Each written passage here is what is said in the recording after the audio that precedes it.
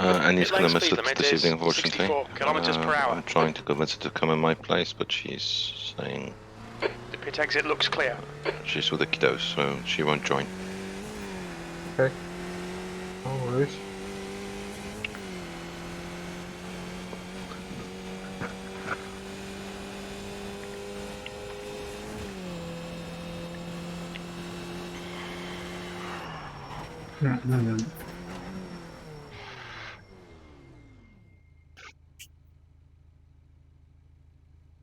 Oops.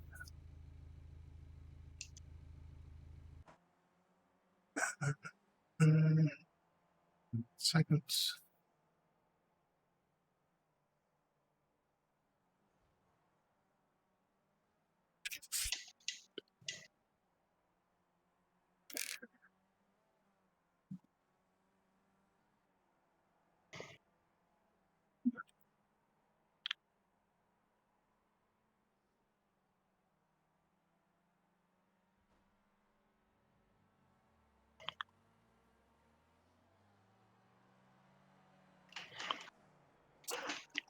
That's a new fastest lap for Jacobson, 146.40. There we go. Okay.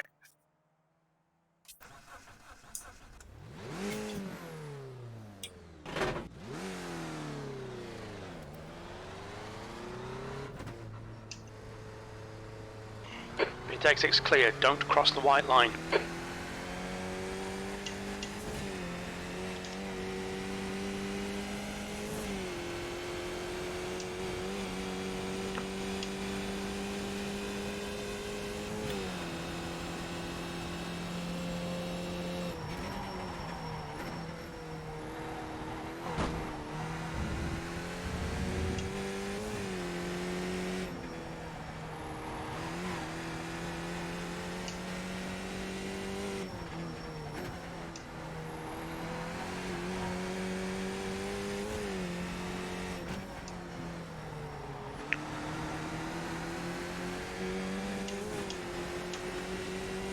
On your left. Still there. Clear left.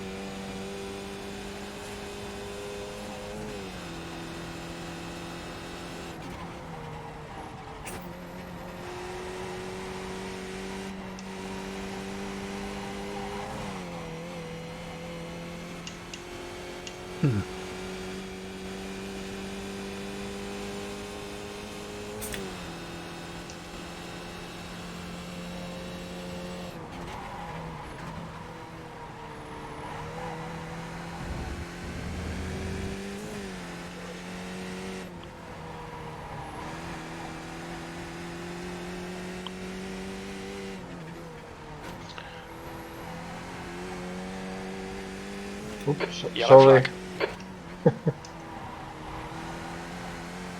No worries.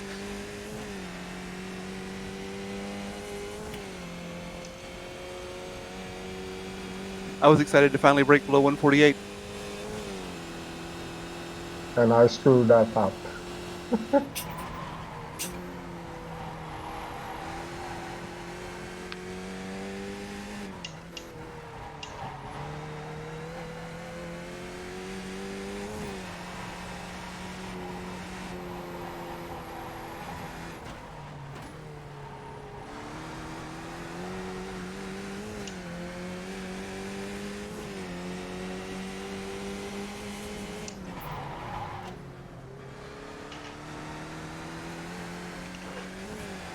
Every time.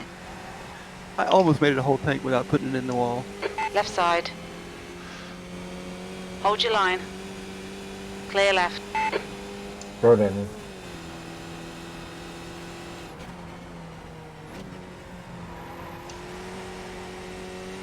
P2, sector 3 is 1.4 seconds off the pace.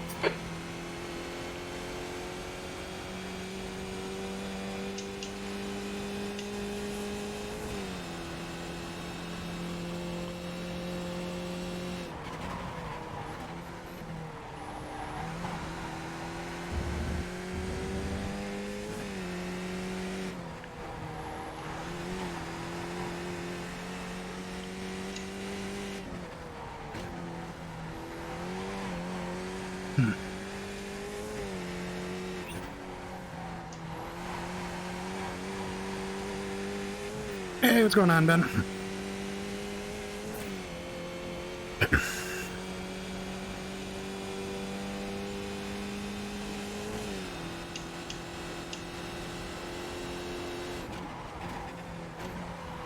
Oh my god.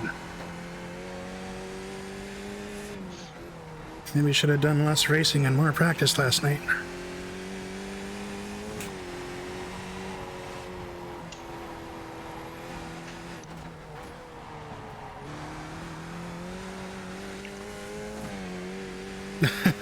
Go past Pete. I'm pretty slow.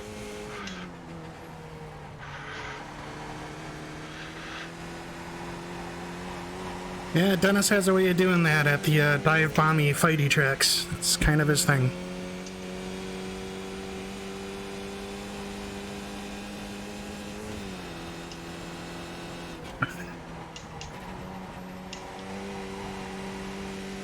Your quickest overall, that lap was a 1:45.38. Sector 3 is 0.31 off the pace.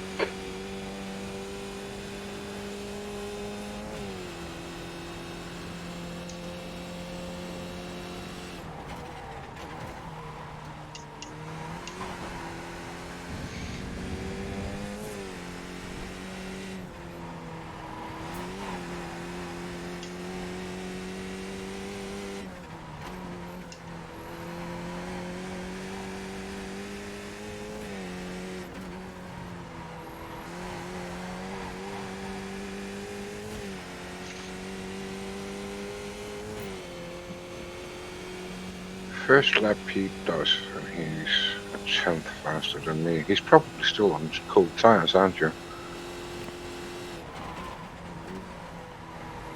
Cold tires and not enough practice.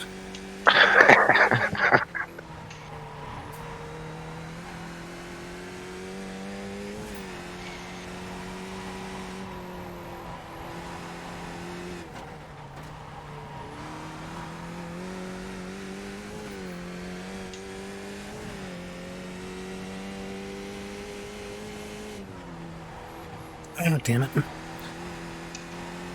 Yeah, no, Ben, I'll probably end up doing a little bit more Montreal later tonight, but next 2 hours is this Race to Learn session that I am apparently woefully unprepared for.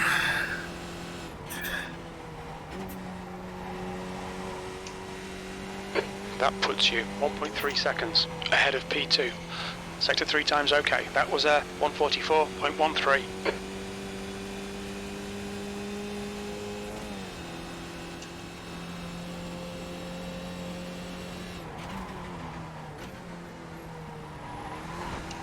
Braking too early.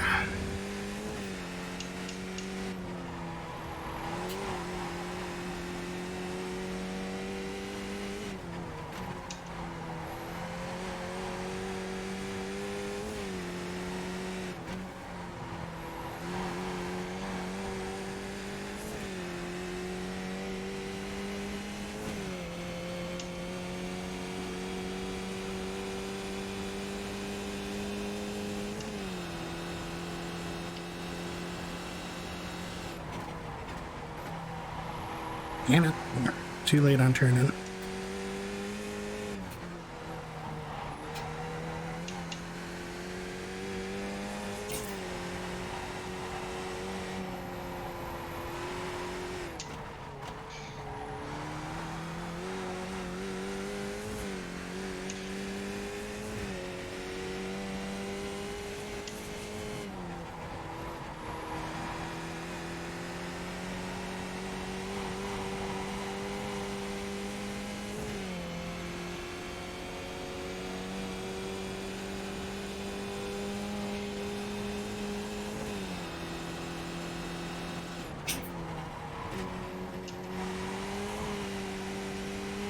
You're now 1.5 seconds quicker than second place. That lap time was 1:44.00. Sector 3 time is like fast. a second off pace still. Oh, it's another couple laps before tires are in, but still.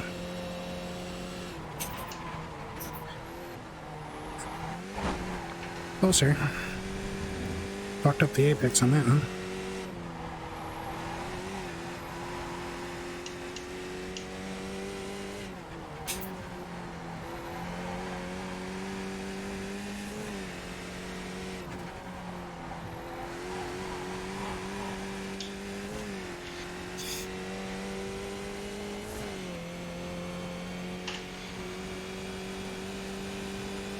Let's see if we can plug it this season and still be able to get straight before the braking line. Looks like it.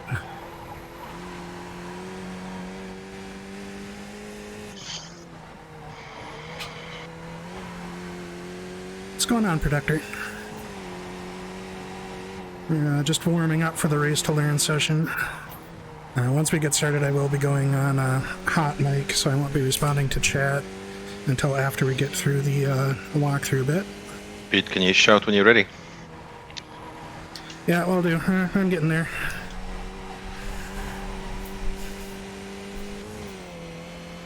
Did not carve out enough time last night.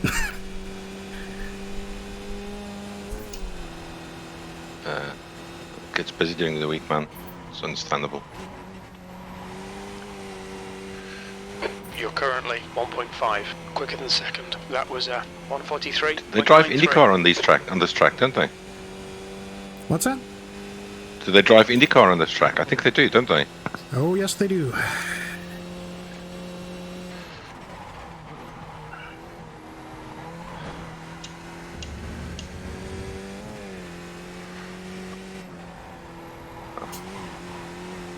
Those guys have big balls, I have to say.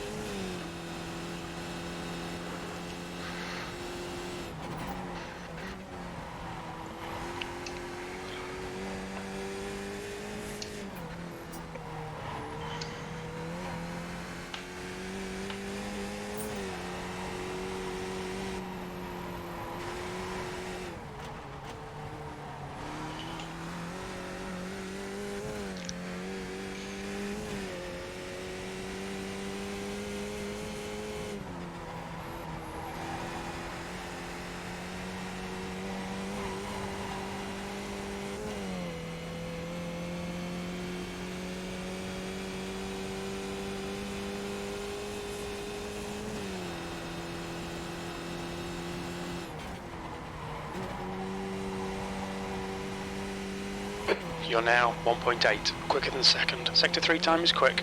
You've just Little done a less wheel spin that time? 1:43.64.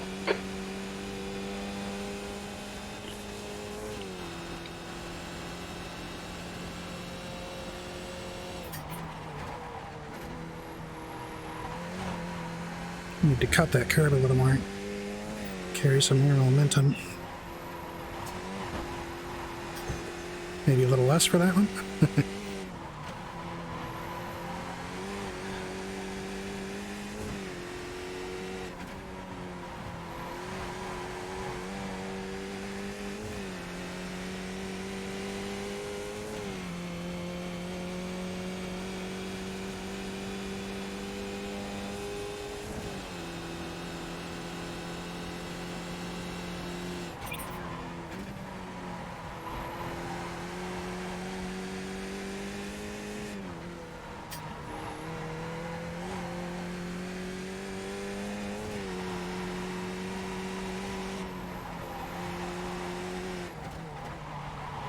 Whoopsie.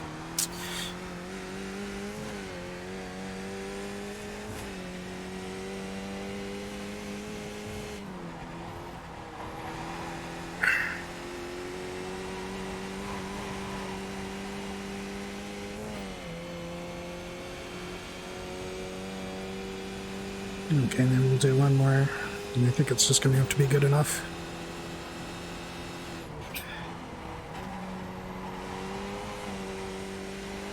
That puts you 1.9 ahead of P2. Your last lap time was a 1:43.57. Sector 3 times okay.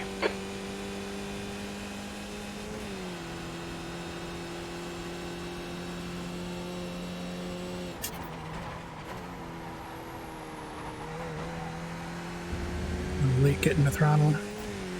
There's definitely more time in T3 that I'm leaving on the table.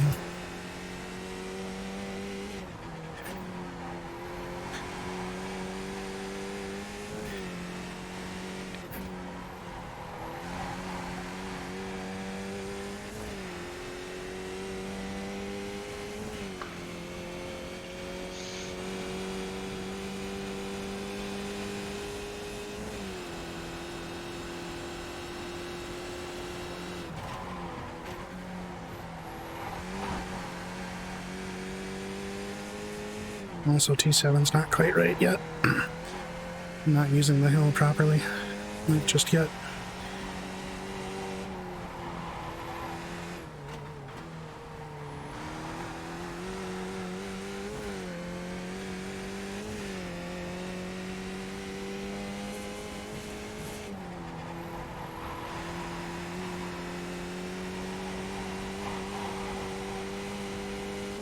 Alright, Pete, you've used half your fuel.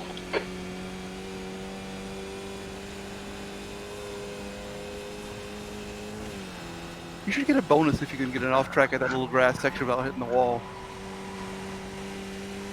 You're currently 2.1, quicker than second place. Sector 3 times okay. Alright, good enough. Okay, I suppose I'm as good as I'm going to get here in this amount of time. Okay. Everyone want to jump in the pits? No Pete's car? I'm already in his car, so. So was I.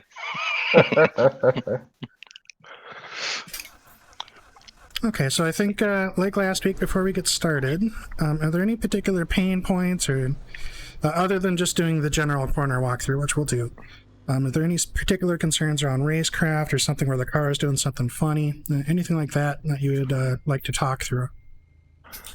I would like to talk about two things, but maybe not in this session, but I'd like to talk about two things that I struggle with, Marcus, and I talked about briefly on Sunday, I think. Mm-hmm.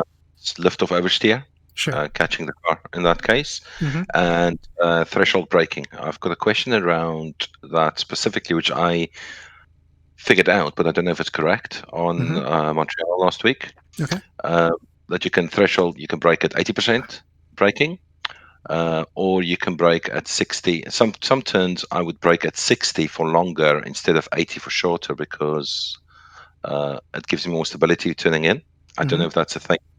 It can be, yeah. Or if it's just me. So those are two topics I would like to talk about. But I would like to understand lift-off oversteer a bit more. Understand the concept of it, but dealing with it in slow corners. That's usually, to catch it, I will end off track or in a wall or something. This is a really good track to talk about the difference in the car behavior on brake release. It's a really good track to go through some, on your own, go through some drills and that kind of thing. Try different braking pressures, try different turn-in. I'll highlight a couple of the corners that are good for experimenting with. But this is really an excellent track if you'd like to focus on your braking release and the effects that has on the car and put some more, options in your toolbox for how you want to deal with those. Anything else?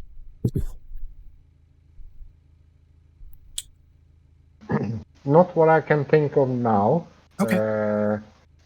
But maybe later when I have done more laps on the track because it's completely new for me. Sure. So, yeah. So for now, I just hang around with you and see what you do. And Okay, sure. Sounds good.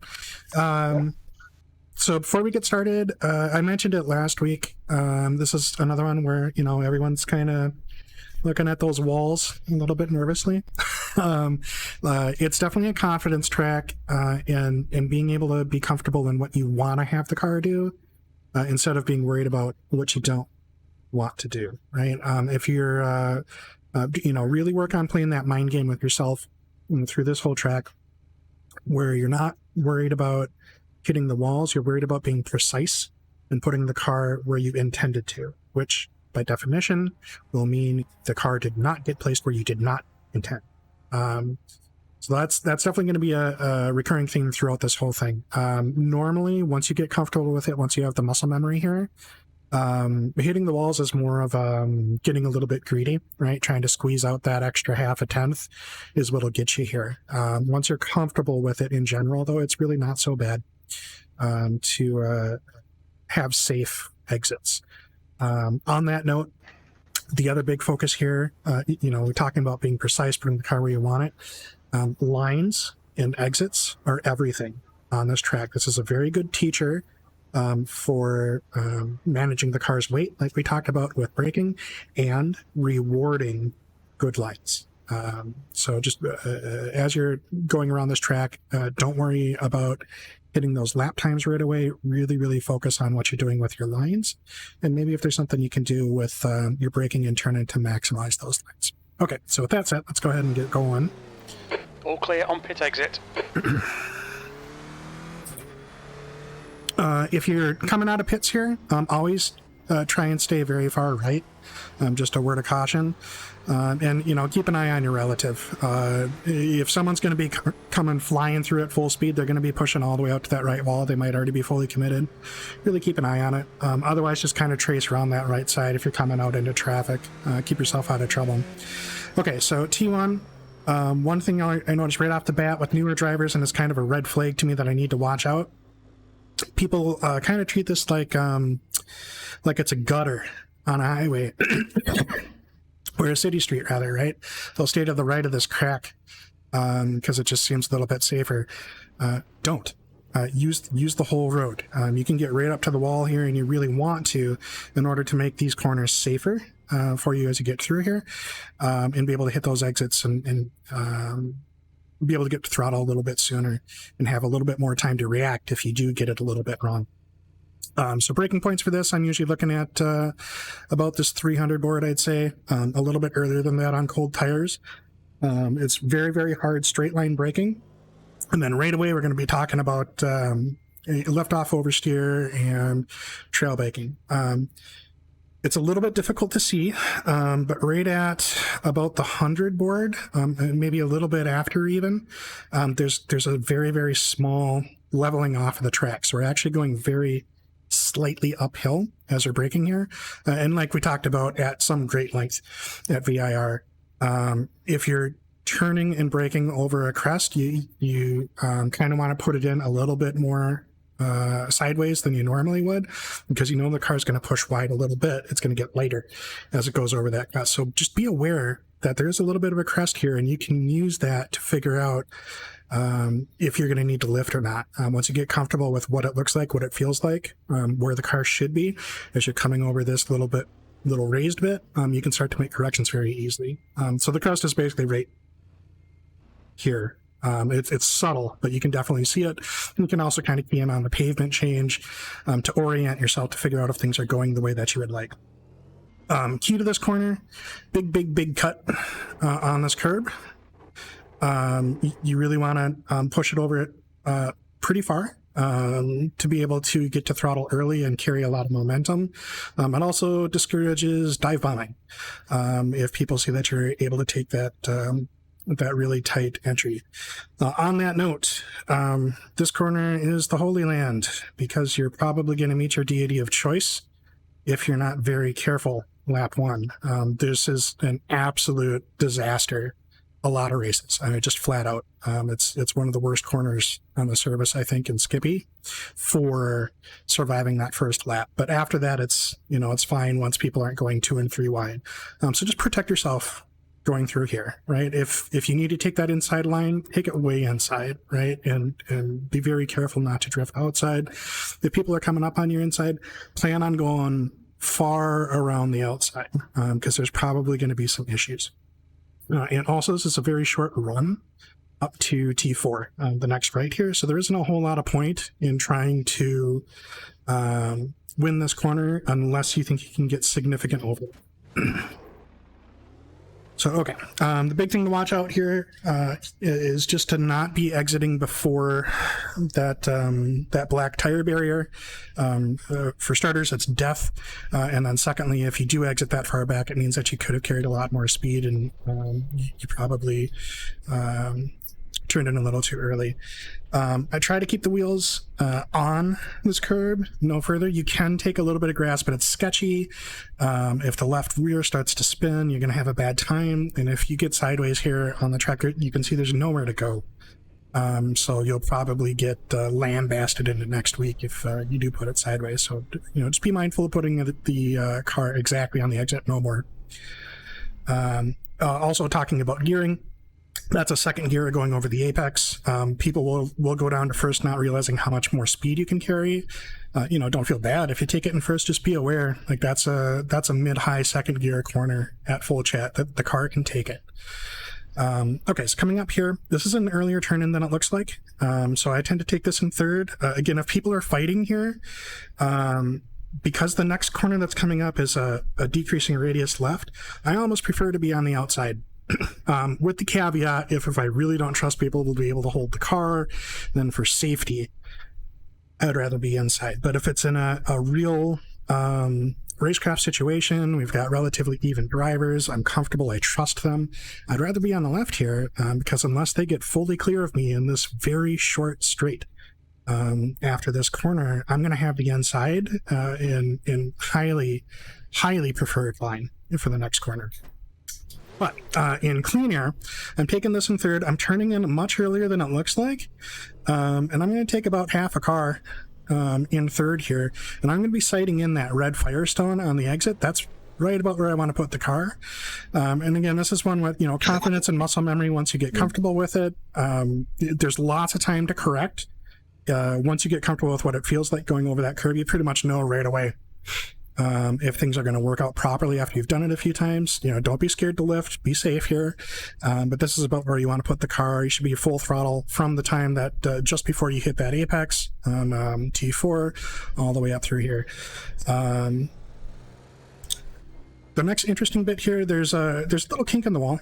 You can see that's directly in front of me, just ahead of this light pole on the right. I'm not sure if that shows up on all graphic detail settings, but there's two interesting bits here. So the first one is you'll see people line up kind of more like this, because this is how the wall is oriented before you get to this point where it kinks, right?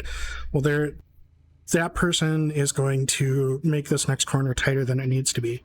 We want to open up so that we're going to be braking in a straight line after the wall kinks slightly to the right. So we get a little bit more opened up braking line. You can see even like the black marks on the road are a little bit more offset to the left. So this is very much advantageous. So it's going to be a quick, hard squirt of brakes, and then trailing off very, very gently, and going down to second, kind of midway through here, with a little bit of a throttle blip so that the rear end doesn't come out. And then we're going to push the car with throttle to just miss that inside curb and track all the way to the right here. Then very important that we get all the way, wheels grazing this left wall here, and looking at one of the more interesting corners on this track. So this is interesting for a few reasons. First, just driving it is... it's got some cool features to it. So again, if you look straight ahead, you can see the tracks leveling out very slightly. We are going uphill at this point. And like we discussed for T1, what's going to happen if you're turning while going over that hill? The car is going to push wide ever so slightly. So that means as we're turning in, I'm looking at that inside corner. I'm actually going to point the car at the wall. With the idea that I know the car is going to push wide very slightly. It's scary as hell getting used to it, but once you're comfortable with it, you get the muscle memory, you start to have a good feel for how far the car is going to go wide. It's really not too bad. And you can start to modulate pretty early on. It's another one where it's pretty clear if you're going to get it wrong and you're going to hit that inside wall and you can make corrections. The big concern with this corner, though, is like with T3, it's it's a late apex over crest and wide bit of track here. So you will get people trying to dive bomb here, and they're not going to make it. They just won't. It is incredibly difficult to make an inside pass here stick if it's contended at all, and people just don't get it. Especially in the lower splits, right? It looks too inviting. They don't see that this is going to go over the hill and their car is going to get light, and that this corner tightens up, and they're going to absolutely annihilate that wall, either the inside, outside, or both. So just be really aware of that. If someone's going to dive here, let them fly through, brake a little bit earlier, with the idea that they'll have enough time to have cleared the apex before you get there, and try to stay on your ideal line. Just do it a little bit later than usual. You don't want to be in a situation where you're trying to defend on the outside here. It's bad mojo. Even with highly skilled drivers, you'll see in top split in general, everyone's going to be single file here because no one wants to die. And there's so little to gain and so much to lose on this corner. So, okay. So going through here, like I said, as we right about here is where it starts to level off. So I'm going to have my right wheels almost pointed at the very edge of the wall here, because the car is going to push itself wide a little bit. So as I get to this little point on the wall, I'm already starting to sight in. There's that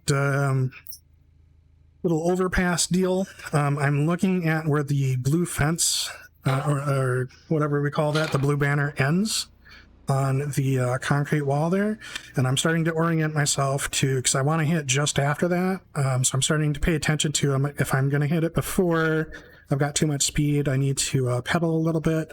If I'm starting to hit it after, then I need to get full throttle, and I can actually hold it tighter because I'm not carrying as much speed as possible, so I might as well tighten up how much track I'm using.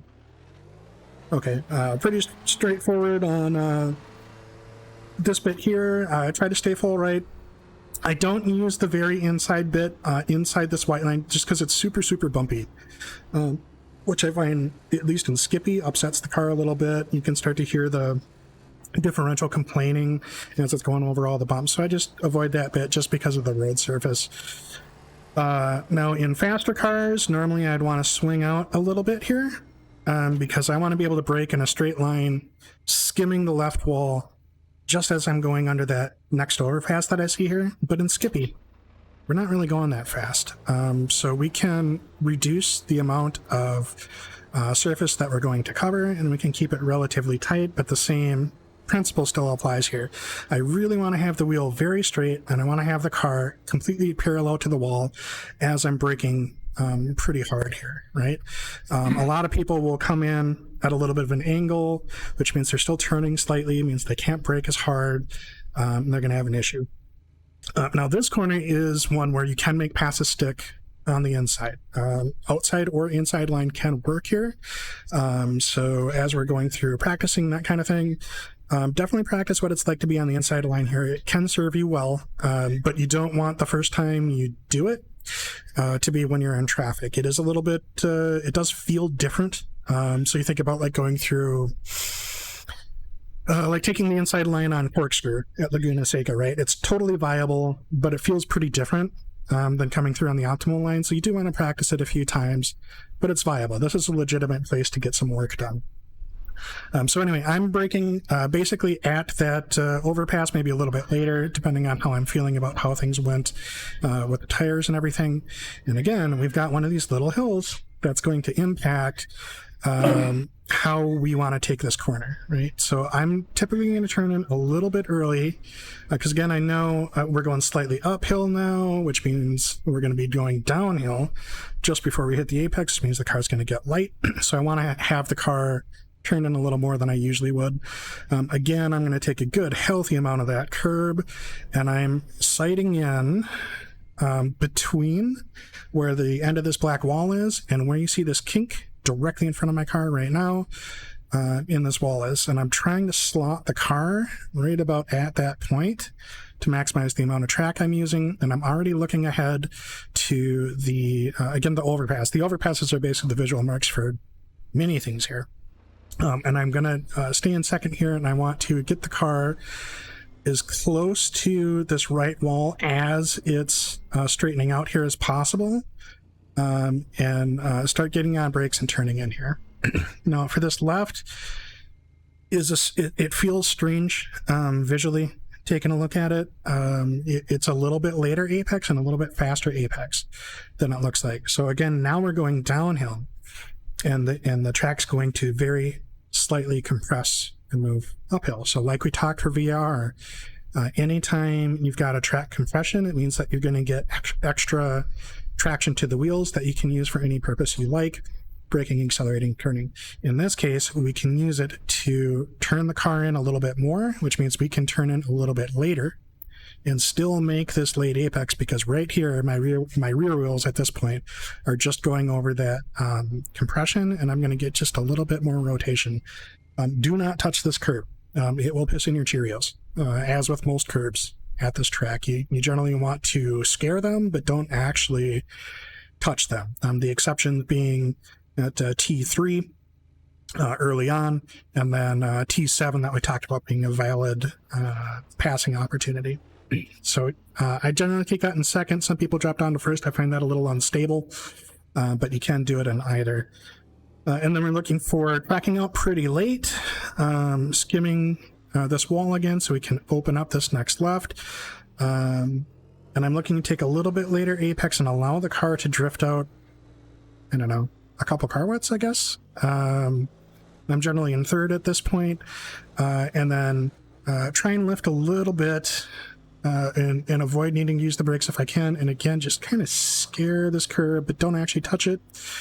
In faster cars, I might try to line the exit up more in a straight line so I can brake very hard with the wheel straight. But in Skippy, it's okay to come in still kind of turning a little bit and just be gentle with how you're applying the brake until you can get the wheel straight, and then you can add a little bit more pressure. And we're really looking for maximizing the exit here. We want to carry as much speed as we can, get to throttle as early as we can, and force the car to track out to this wall here.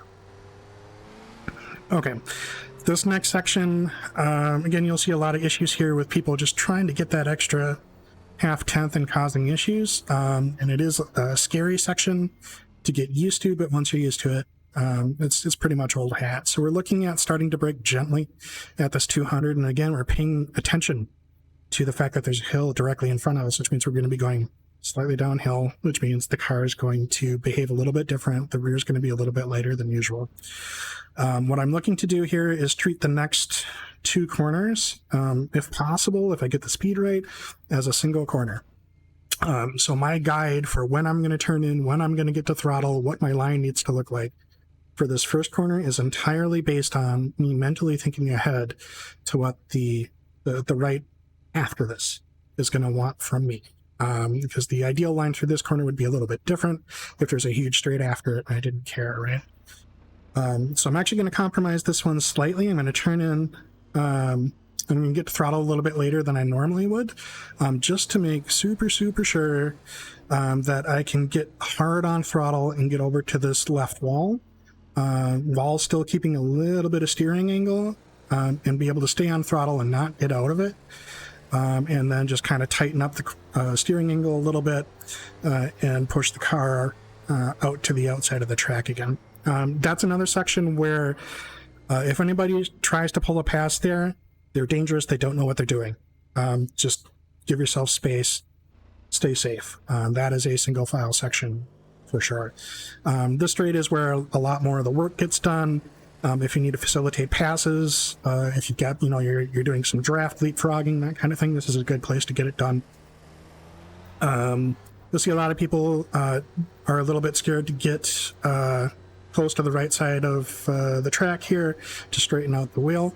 Don't be that person, because you're going to leave a little bit of time on the track. Okay, so coming up for T1 and T2, this is another one where people will dive. Just be aware of it. I don't recommend trying it yourself, but you can usually see it happening early enough where you can protect yourself a little bit. Again, there's going to be a big straight after T2. So if somebody really, really wants to be ahead for T2 and you know they're really, really fighty, give them the 1/10 lead going into T2 and then pass them again on the next straight. Don't worry too much about fighting really hard here.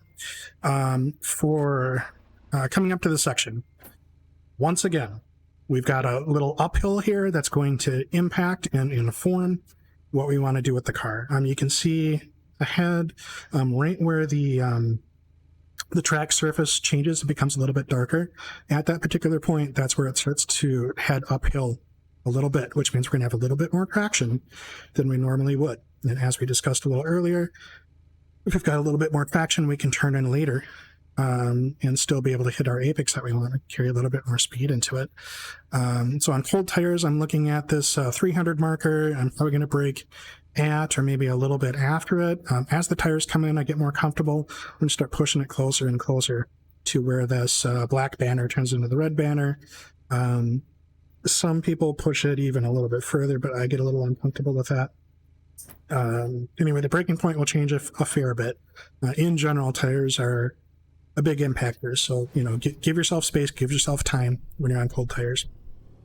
So here we're going to be in fourth as we turn in, and the important thing is we're looking for a late, tight apex because we've got the big straight coming up after T2 that we want to get the big run through, right? So we want to be careful about not exiting too far to the left of the track here, because that will make T2 slower and will be a sitting duck, right? So in fourth and coming in, relatively light braking because we were going uphill to turn in, which allowed us to turn in a little bit later, but now it's basically flat, right? So we need to be prepared for the fact that we're going to have slightly less grip than we did when we initially turned in. You will go down to third typically. About midway through this corner, I would say wait until you get, probably around here before you go down to third, because otherwise the rear will get a little bit excitable, which is not something we want. And again, be sure to blip when you're going down to third, just to avoid that wheel hop where the wheels lock up when they're trying to adjust that abrupt RPM change. The blip helps a lot with this. So I'm looking to basically put it on the curb, sometime just before we get to this wall here, and I'm trying to be, no more than half the track over. I want to be on the right side of the track at least, if not nestled up against this wall on the pit exit. And then maybe a little lift if I need to. I'm looking to put the left wheels very, very near the curb just before we get to this wall, but don't actually touch it because it will push you wide. And then I'm sighting in the change between the yellow banner and the Chevy banners here as the point where I want to touch. Not touch, but where I want to exit. So that's where I'm paying attention to. If it looks like I'm going to be exiting near the yellow, that's a danger Will Robinson. I'm carrying too much speed. I need to correct. If it looks like I'm going to be exiting much later than that, then there's no reason for me to track all the way out to the wall because I'm not carrying as much speed. So you may as well cover less distance. So that's the basic walkthrough.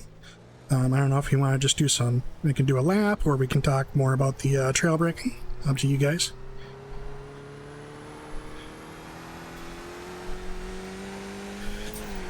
I think we'll just go ahead and run around a little bit. And fair warning, I don't have a whole lot of cold tires practice, so this may be interesting.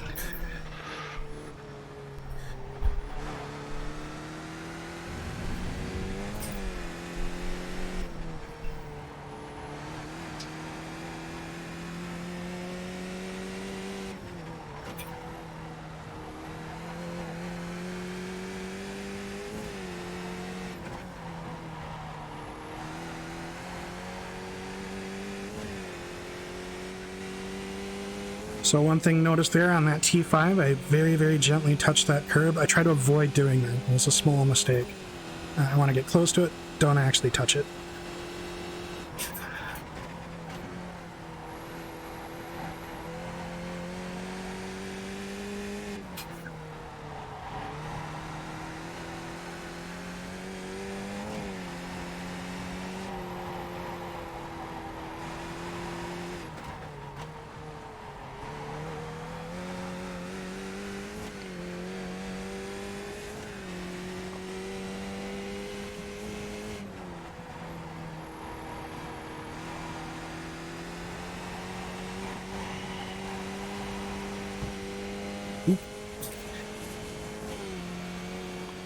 So that's what it looks like when you're trying to squeeze out an extra half-tenth.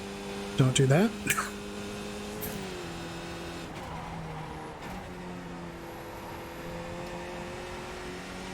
Sector 3 is 0.33 off the pace.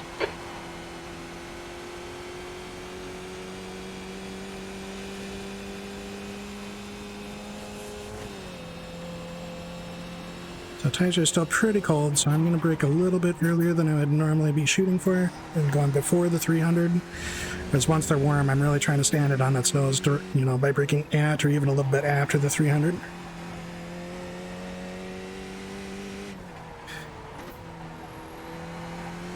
That's a much better line.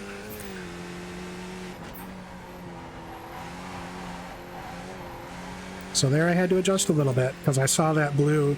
I was going to exit onto that blue banner. I was like, okay, I need to lift just a little bit just to make sure that I'm exiting at the end of the blue banner for safety.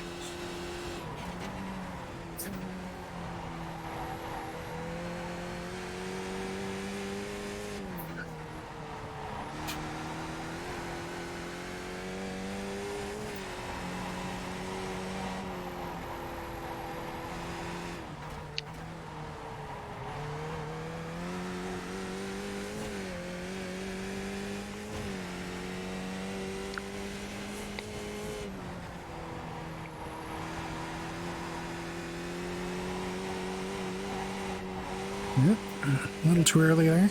Anybody hear me? Yeah, we're all in Discord.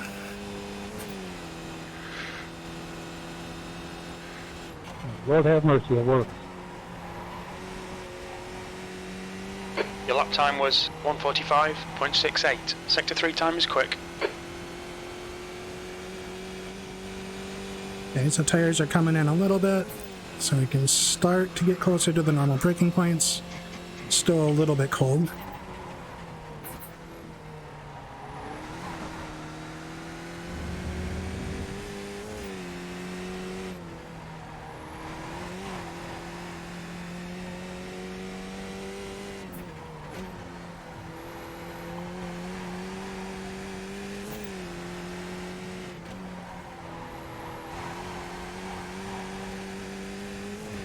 What setup are you running, Pete? I think I'm at 54 on brake bias, and I think I ended at +3 SPO. Yeah, I'm the same. So the issue is if you run too high SPO, the rear end pogo sticks under acceleration on some of the exits because it's just too bumpy. So it's not really a clearance issue this week. It's just calming down the rear so it can stay planted. Yep, exactly. Yeah, I felt that as well.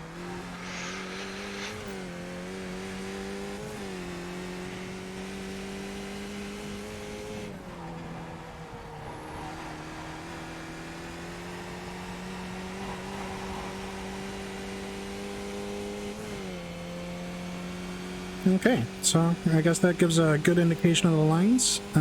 Any particular questions come up as we're going through the lap? So, but that's a different topic, I guess. There's one turn on this track where I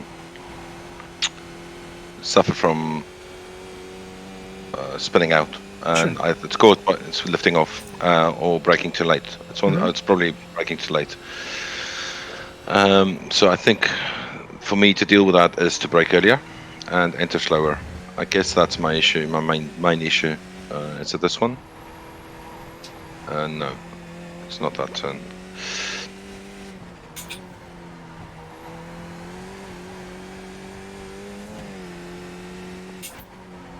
It's this one. Is it this one? No. Sorry. They're all good candidates. Yeah. It's the one where the little black barrier is a little bit off the wall at the end. This one? That's no. It looks like that one, but it's not. Yeah, it could be that one. I don't think it's that one. Anyway, I can't remember. I have to go drive it. It's weird not holding the wheel. Yeah. So one of the big things to pay attention to is if it's one of those ones that has the little hills, right? That has a huge impact.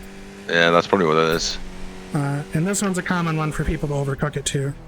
This That is the is same this kind one. of deal. Yep. That's this one. So Yeah. the big thing is, again, think ahead to this corner right here. When you're figuring out how you want to go through the right-hander before it. So if you're thinking ahead, then you're not going to be so concerned about trying to take some ideal geometric line, right? You really want to maximize your stability to be able to turn in Sector for 3 is the 0.6 off final the right pace. there. That lap was a And 145.83. again, it's got a little tiny hill just at turn-in, which means the car's going to be slightly light immediately after you turn the wheel, so be cognizant of that. I think it's something I'm doing because it snaps, if that makes sense. It just... No, that happens a lot, yep.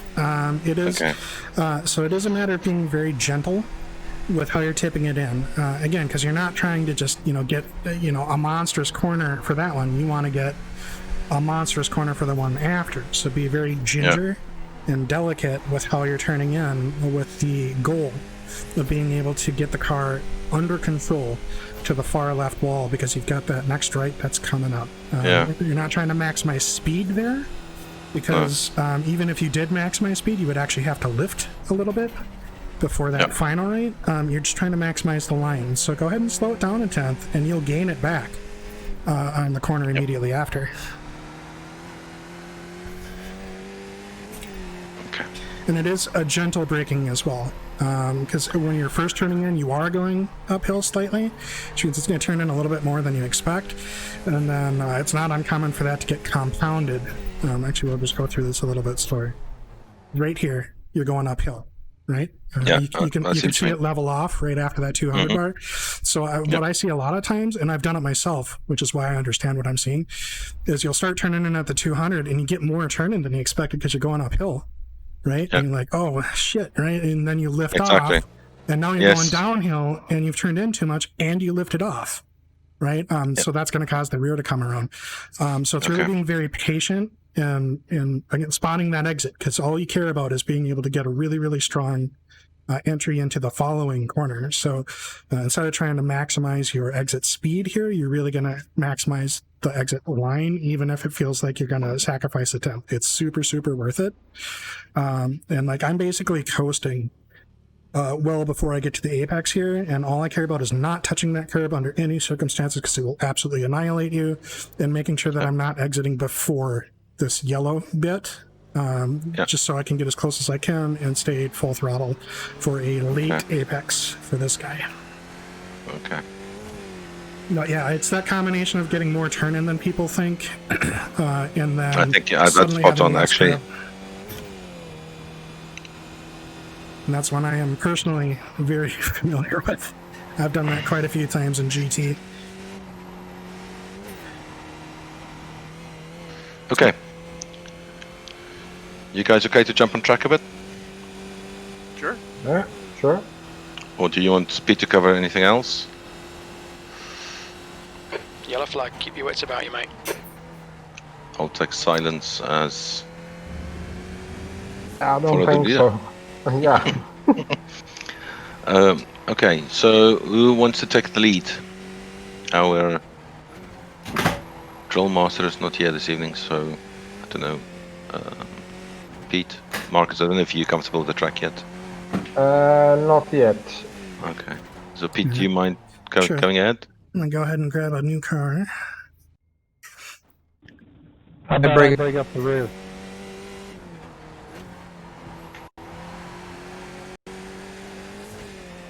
Can you hear us in Discord, Jeff? Yeah, I can hear you.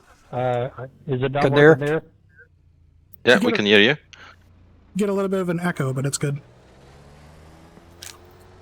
You have the same button bind to both Discord and push to talk in game, so you are coming through double. Okay. We all set? Okay, so we're just going to do follow the leader. Oh, hold on a sec.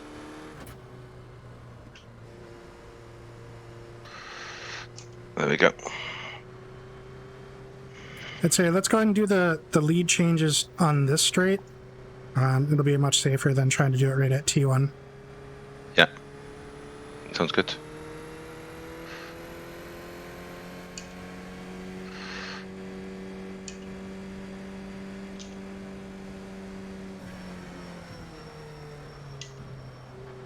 And the second gear turn, right? It is, yeah. I'll shut them out, so I think they'll take them. Do you stay in third for this? Or? I do, yeah. Yeah. It's very, very gentle brake on that one. Yeah. In And fact, still I think, third then? Yep. Well, second through here, up to third, and then down to second again. Okay.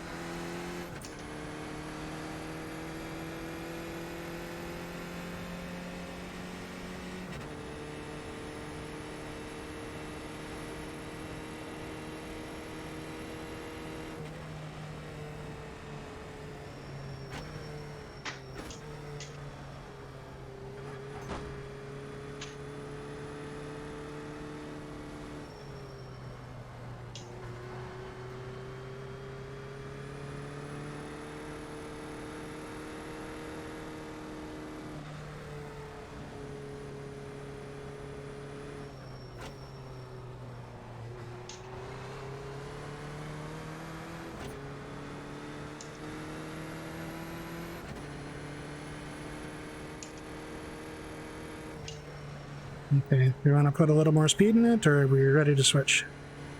Not yet. Could do another lap or so. I Sure. think some of the guys behind still catching up. And bring up the speed just a little.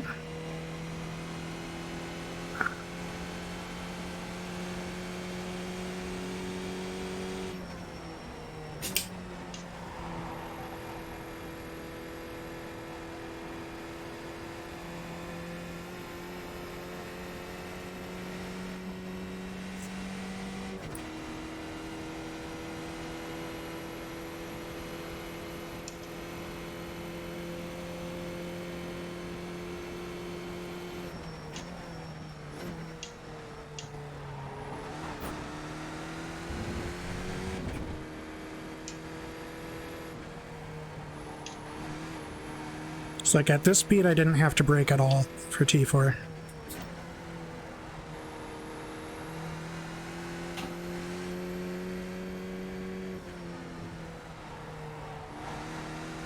I got a bit greedy.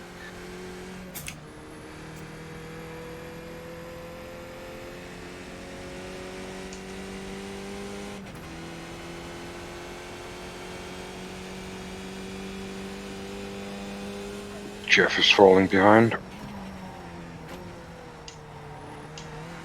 Sorry about me, guys.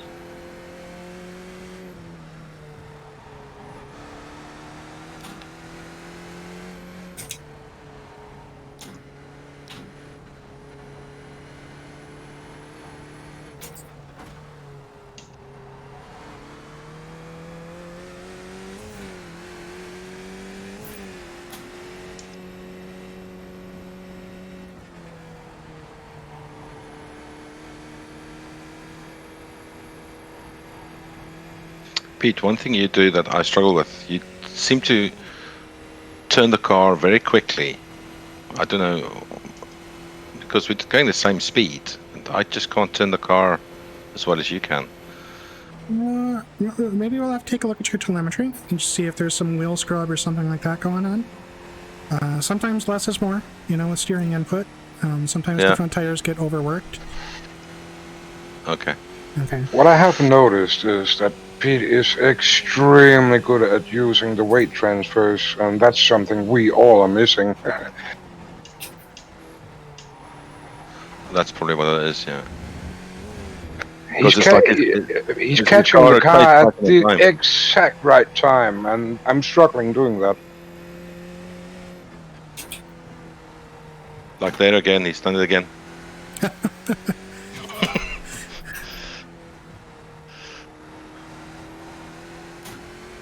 It looks as if you like give your car a little shake and then it just turns. It's like turn, sharp turn, and then turn less again. Yeah, that's what I mean. That's the weight transfer, I think. Okay. It is. Yeah, that's using the brakes to promote the amount of steering that I would like.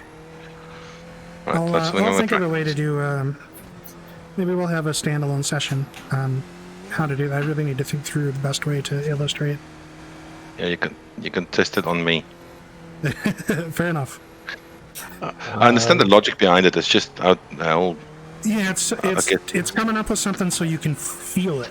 It's one thing to know, but it's like I said, it's like riding a bike. I mean, people can explain it all day long, but until you feel it, it's like this is witchcraft.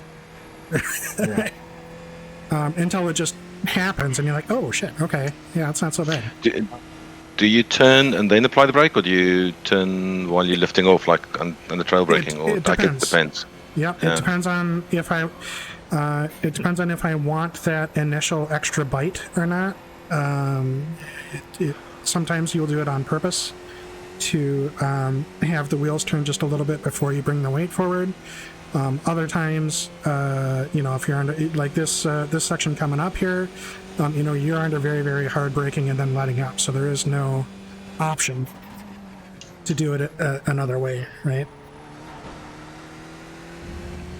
Yeah, I don't see that as much in that turn. It's the... Now, T4 is one where I'm going to be turning in a little bit more, just a teeny bit before I get on the brakes, because I just want to rotate the car. I'm not trying to slow it down really ahead of time. I just want to turn in a little more.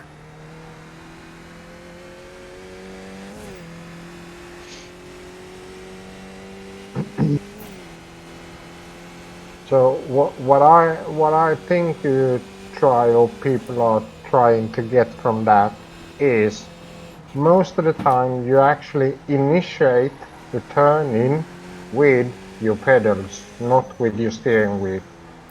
Yeah, or a very, very subtle combination of both to get much more angle than you normally would. Yeah, depending on the corner and things like that, and condition on tracks and things like that, but yeah. I think we can start switching now, Pete, after this lap. Sure, yeah, let's go ahead and do that after T2, just the big S's that are coming up here.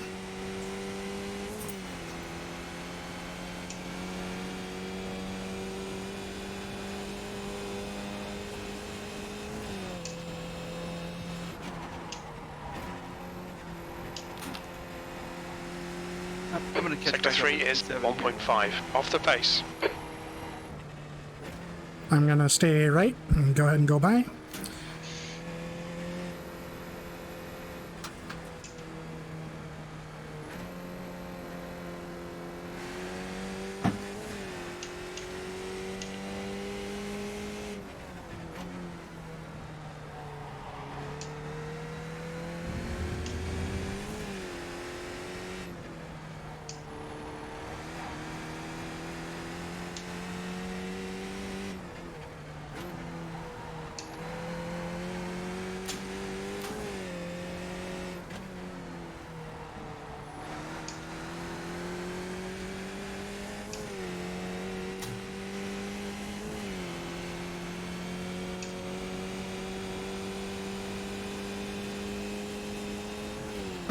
Yellow flag, caution. The biggest issue I have right now is going against everything I've learned. Yeah?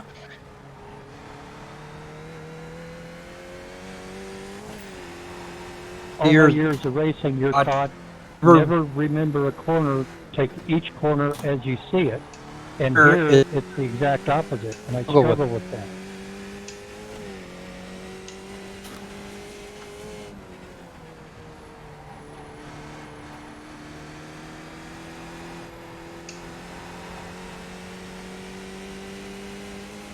I nearly murdered myself. That's Belle, yep.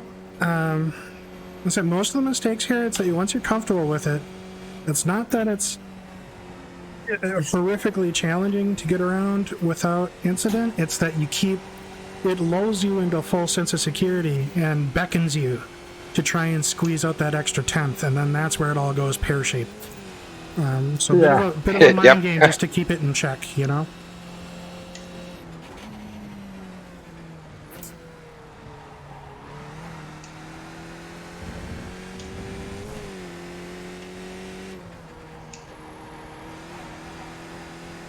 I'd say, you know, probably 99% of my DNFs here were the result of a 0x wall crush. Just thinking I could get that little tiny bit extra because it went so well last lap. You know, and then 1% just getting annihilated on turn 3 on lap 1.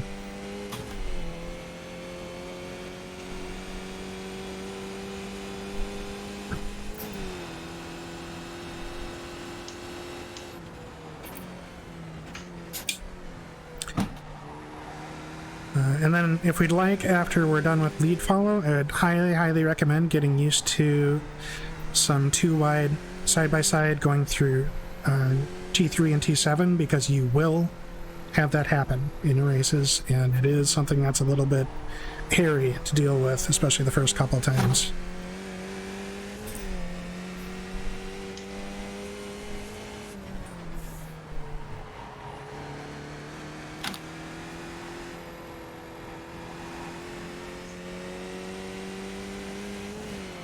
Sorry about that, my fault, couldn't read it.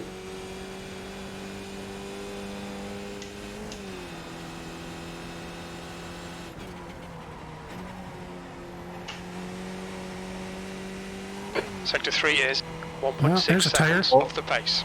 That was a 148.51.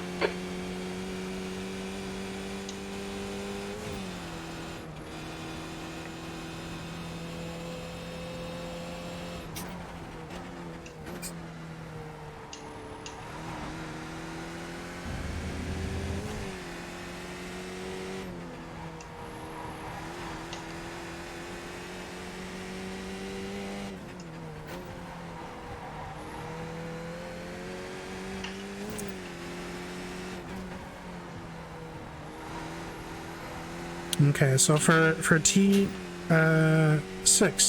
before you're coming out into the straight, really keep in mind that you can push it closer to that wall, and it will go wide by itself. So go ahead and try and get used to turning in a little bit earlier when you're carrying speed. Partially to be quicker, and partially just to not leave an enticing looking gap on the inside.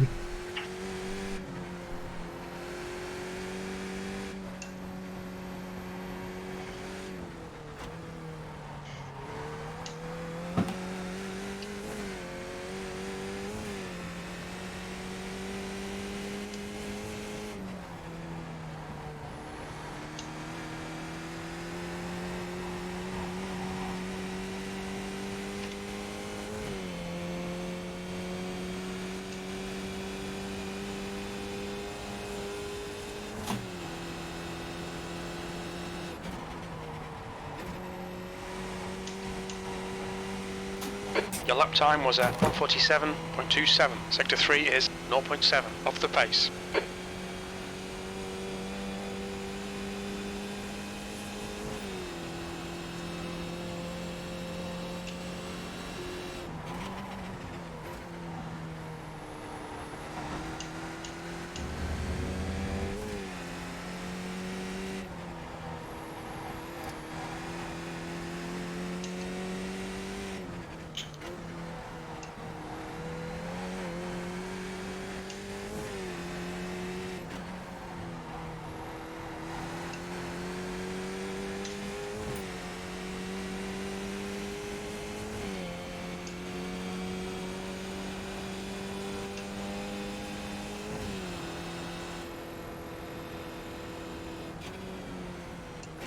You're losing Jake and Jeff. I'm running around with a bent-in front left, so it's making me drive weird.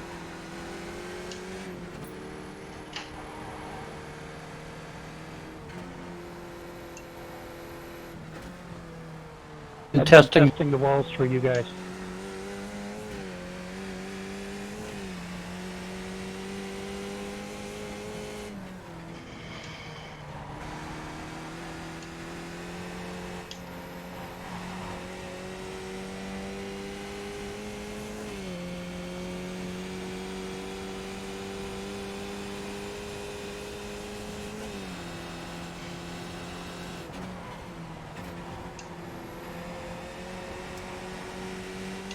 You've just done a 146.76. Sector 3 is 0.9 off the pace.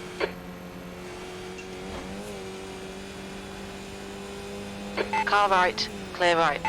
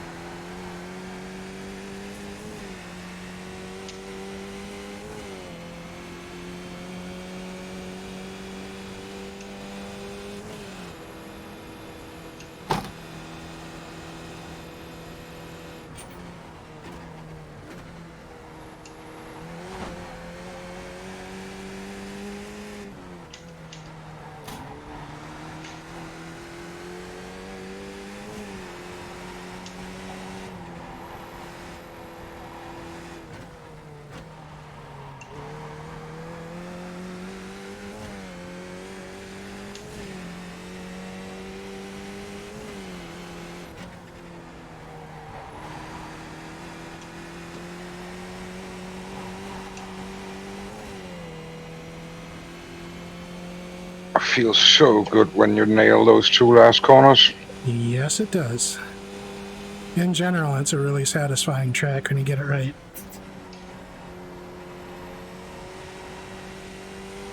That last lap was a 146.00. You need to find a 10th in Sector 3. On your right, clear right. And I'm back on cold tires. That'll be alright.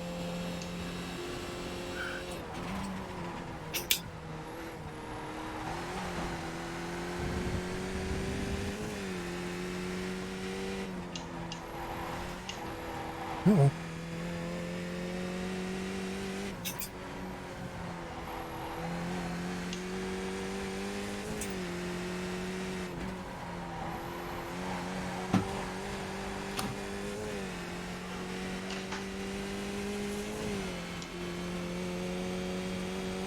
I'm just gonna take off, guys. I don't want to be a rolling hazard for you guys like I am now. That's right, Jeff. I've not come across you yet, so.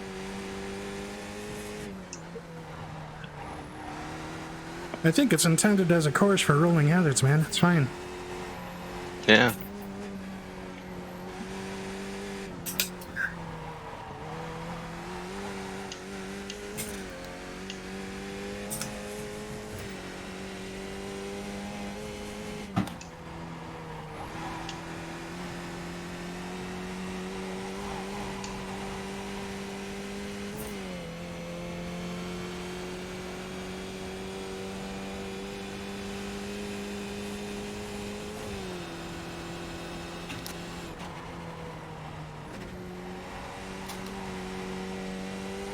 You've just done a 144.68.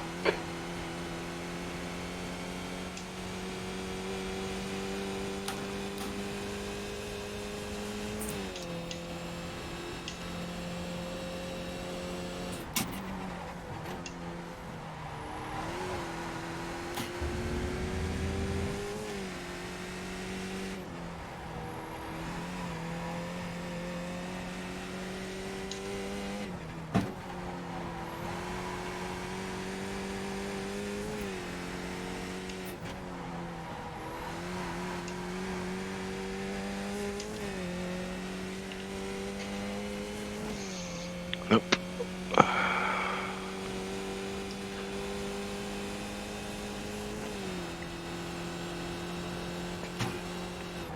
I've got a massive headache. I'm not concentrating.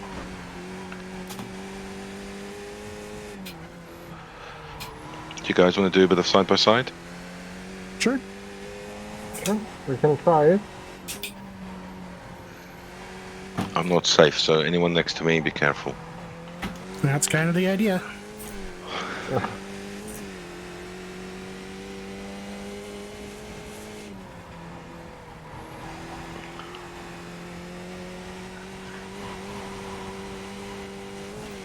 Right, shall we jump back in the pits once you finish your laps? Sure thing. Look out for the pit speed limit. Box in 5, Oh, 4, 3, 2, 1. Box now. That hurt. yeah. Yep, that looked like it hurt. Jeez. Jeez Louise. Gonna take a new car. There we go. Whenever you want. Okay, back on push to talk. I think we're done with needing the hot mic for a bit.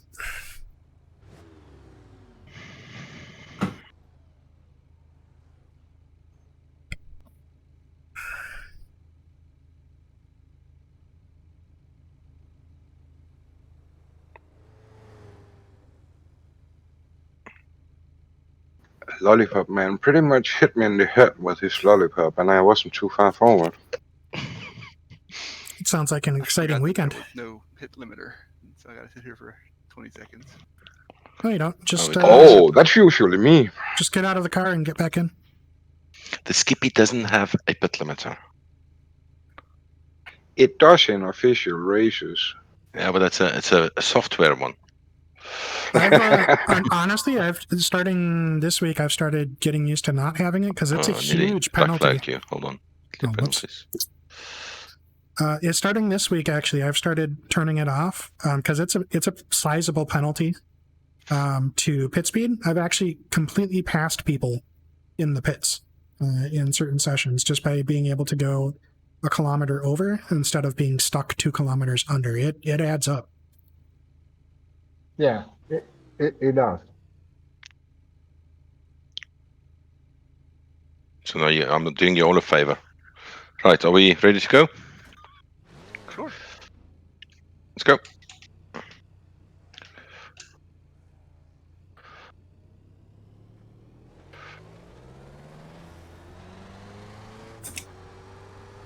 Looks like you're clear on the pit exit. Oh, you brave Flappy.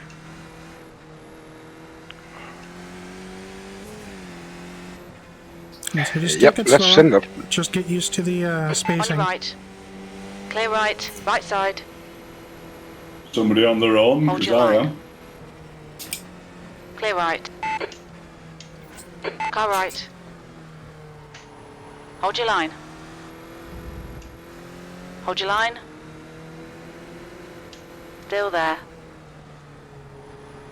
Still there. Still there. Hold your line. Clear right. Clearly.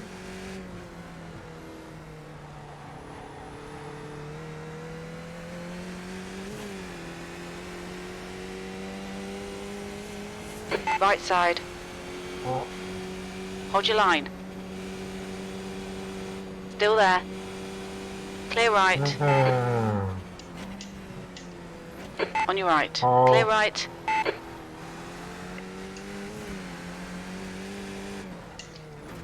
Right side.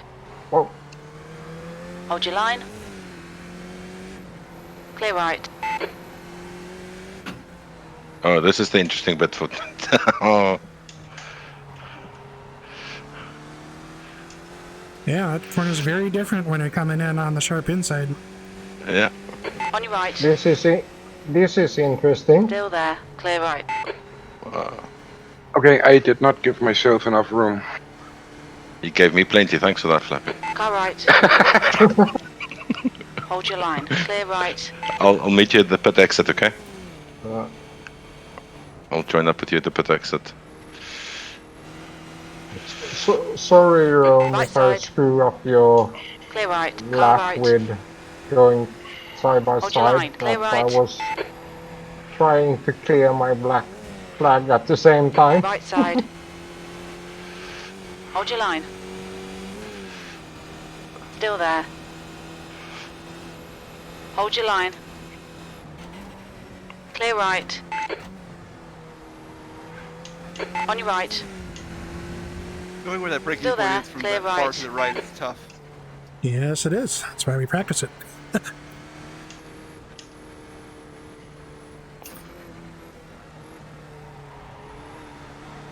Everything looks and feels different when you're not on the ideal line you practiced.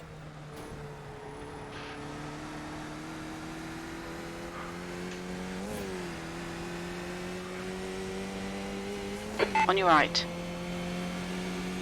Hold your line. Hold your line. Still there. Hold your line. Still there. Still there. Clear I right. cut you off there, Flappy. Nope, not at all.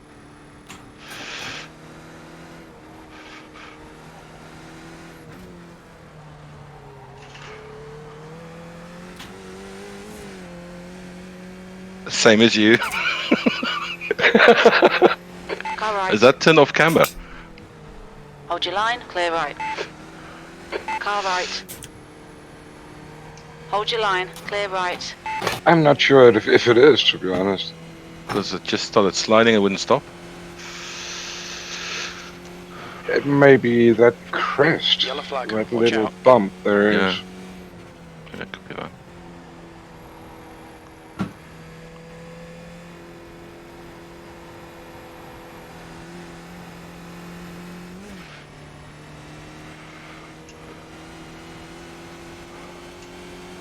Left side. Ooh, this Hold is your line. interesting. Hold your line. You guys can go past if you want. Still there. Okay, that's fine. Clear left. Car left. Clear left.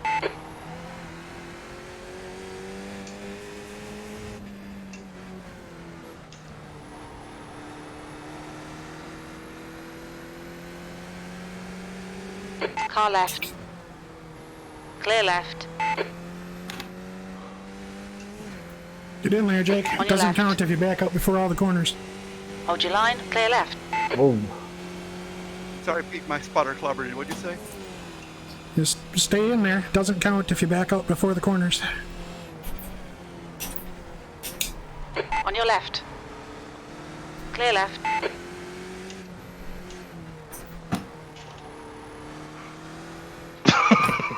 Well, hello there, Larry. Sorry. Car left. Still there. Clear left. No need to apologize. I just saw you come flying line. across. Yeah, I just lost it. I think Still I there. hit the curb and then it Clear just... left. Left side. Hold your line. Yeah, that just sends her into Clear the wall. Yeah. Did you all have to reset? Sorry, you guys go past. no.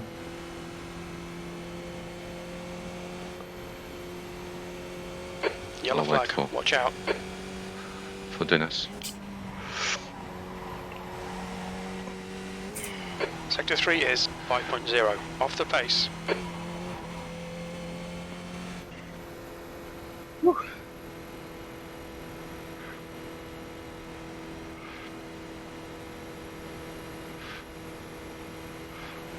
Right side. Clear right.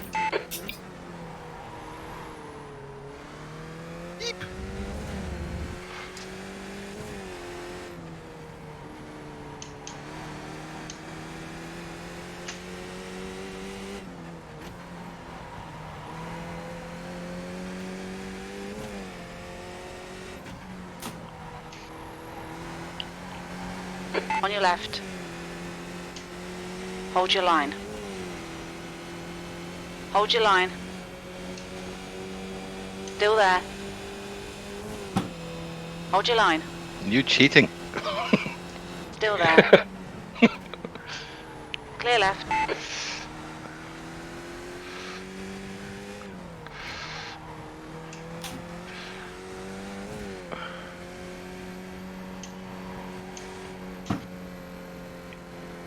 Yeah, that bump just pushed me out. Car left. Clear left.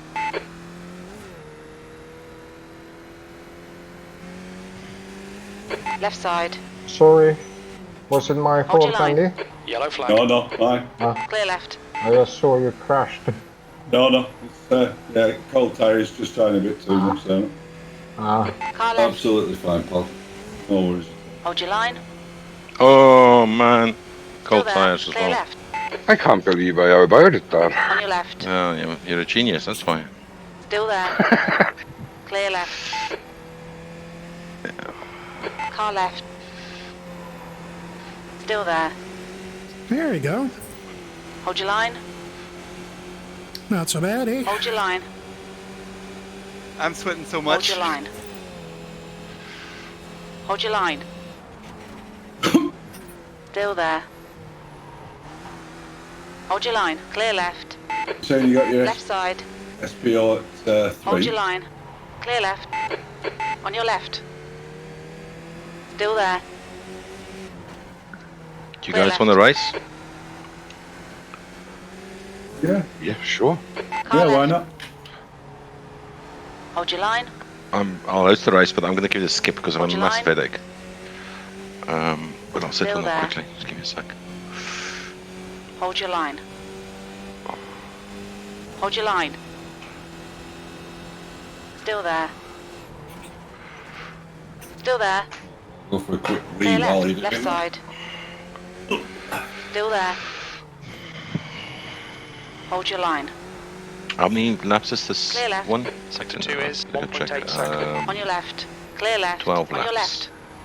No, that's Villeneuve. 14 Hold laps. your line. Yeah, it's shorter. Clear left. Boom. There we go. That's pretty solid for a bit there, though. Yellow flag. Caution. Very sweaty though. That's how you know you're doing it right.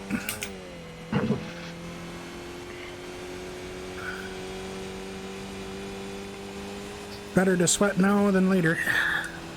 Yeah. Absolutely. Yeah. I need a short break, otherwise I'm gonna end up like you, Larry, with a massive headache. Insane headache. Yeah. So start the race, set it up.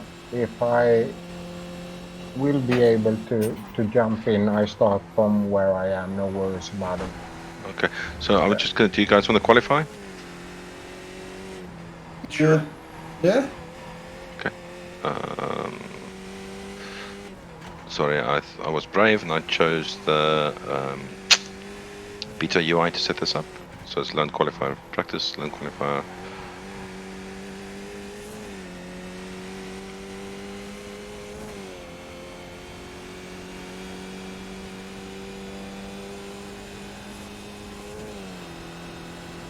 So 10 minutes practice, 10 minutes qualifying, 2 laps. You guys can forward in any case. Skip Marcus time to come in. And laps is going to be 14, I said, right?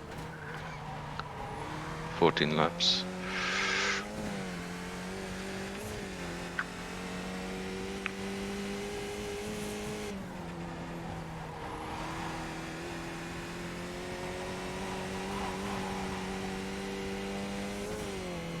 Yeah, it's taking longer than I thought. Skip over, select. Detroit, where are you? Your last lap time was 1:44.27. 24, pit side, 24. Standing start.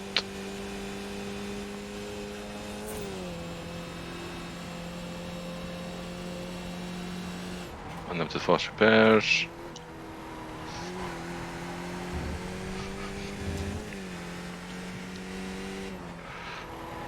I'm leaving it and generate track state. Or do you want me to set to 35 or something? Do you have a preference on that? Yeah, just let it do whatever. I'll set it at specific time, which is the same as the race time. That's actually why I'm using beta, because I can set the time in this. I can't do it on the website.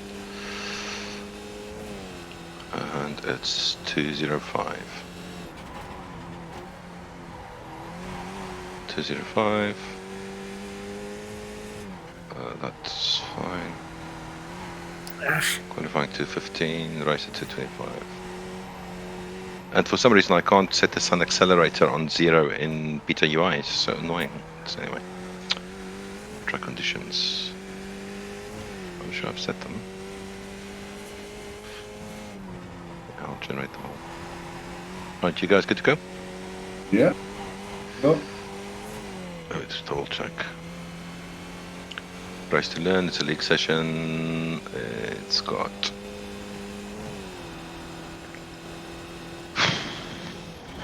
Marcus and Peter's admins. Practice, learn, qualify, race. 10 minutes practice. 2 laps, 10 minutes quali. You can advance that, Pete and Marcus, if you want. And then the rest is 14 laps race. It's going to say 40 minutes, but it's 14 laps. What should do? Apex too early there. And then turned in too early.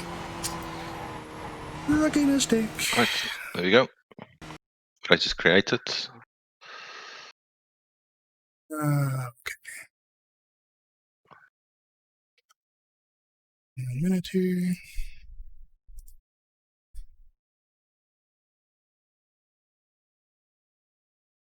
Six minutes left to register.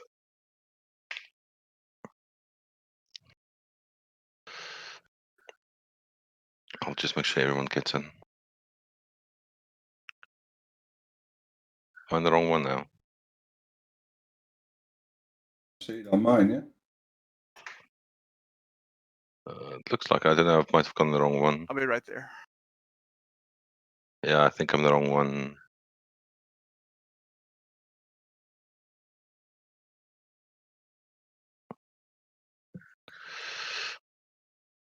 I think the other one's still starting up. All right. Okay. I think I'm the wrong one. I went back into the practice one.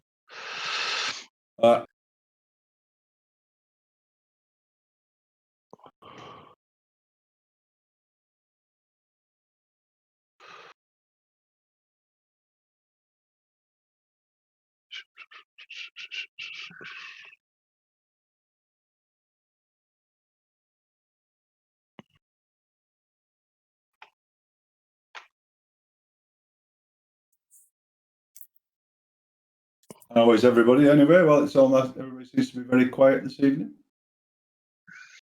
Yeah, I just feel sorry for myself. I think that's my main issue. We were just leaving room for your festive jovial lilt. And yeah, that's definitely missing today for some reason. We'll try again. Good evening, gents, and welcome to Snail Racing. That's my guy. There we go. I need there we go. Now I recognize you. Let's have a quick look. I don't know what the weather's like up Scotland, Lawrence, but it's horrible here. It's quite heavy. I wouldn't say it's hot, but it's heavy.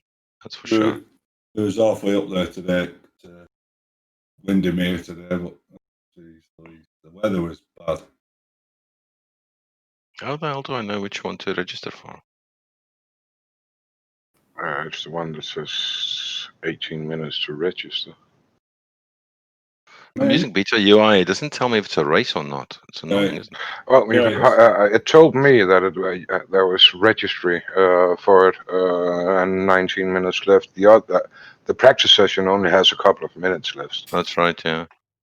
So I got practice 10 minutes, qualify 10, race unofficial 40 minutes, 40 minutes. You're on the website though, right?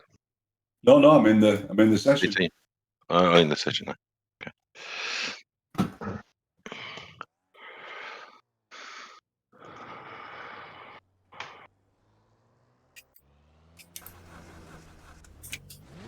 Pit lane speed limit is 64 kilometers per hour. Pit exit's clear. Stay behind the white line. Gonna be battling. I should probably get my B license. Make an effort. I've entered in with my 4x4, so I have a chance of getting round.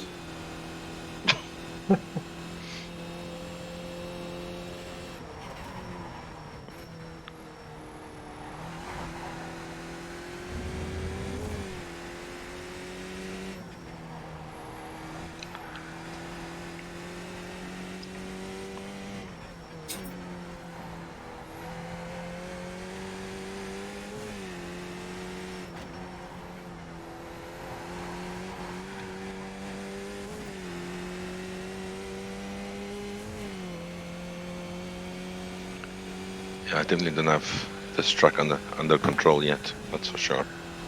When I used to race a lot, I didn't used to like this track. More often than not, I would leave it as my, one of my 2 I'm not racing weeks. Yeah, I suspect Annie might do the same. I think she might Go do. for it, Pete. Right side. Clear Oh, right. nice. Ach, IMSA.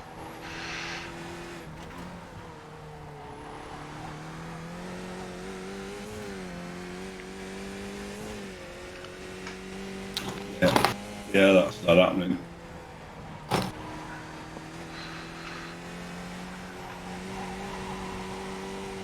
So 2, 4, 6, 7.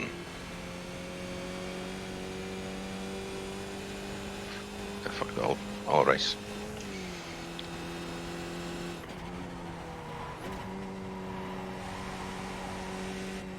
You're rude not to, Lawrence. Temptation's too much, man. I can't help myself. I should have gone to the toilet though.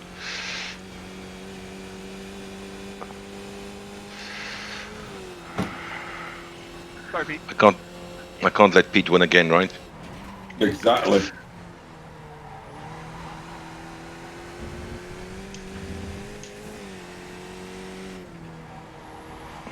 I think I'm 2 seconds off everyone's pace at the moment.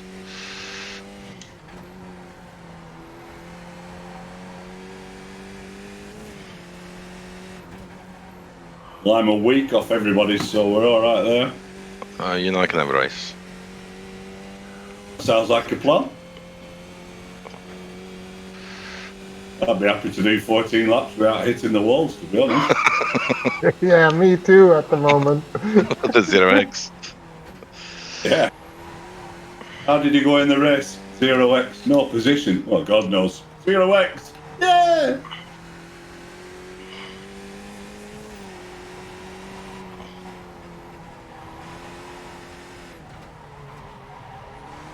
This track is lovely for the SR, though. You either finish it with 0x or you finish it with 0x. Just different numbers of laps. Yeah.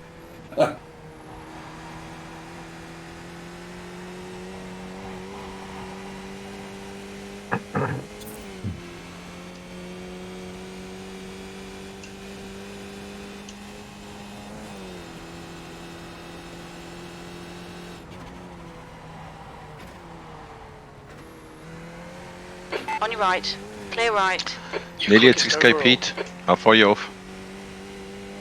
Sorry, what was that? How far are you off 6k? I don't know, like 70 or something?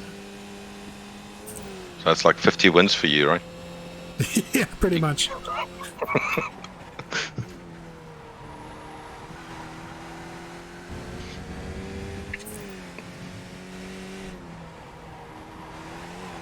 I can't believe Max has got 10k. That's incredible. I mean, how long is he be grinding on that?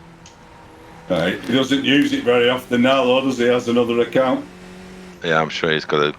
He made a mistake a couple of months ago and entered a race with the wrong account. I've never seen anybody go white for a whole 45 minutes. But he still ended up winning. The guy has I bet he still won it. Yeah, the guy has got some serious skills, hasn't he? He does. And he's good looking. What's all that about? Does he race in real life? Do you know? Well, I don't know. I'm not. Whoa. He does, yeah. Don't know.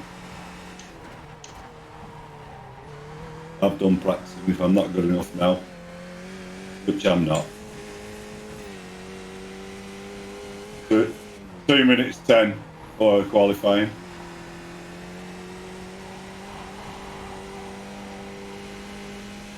Oh, this was a qualifying session? No. No. Okay, just checking. And we're using SPOs 3, are we? I am, yes. Yeah. Your lap time was 1:45.77. The guy behind has just done a 1:48.01.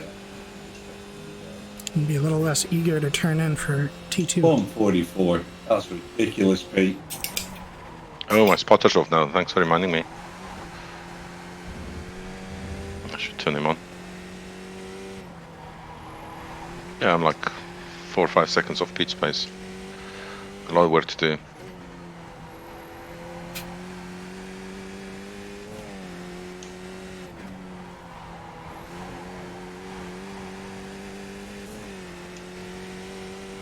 want me to have it in German?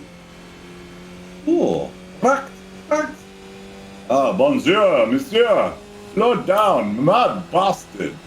I do that. It's weird. Yeet. Absolute abort, David.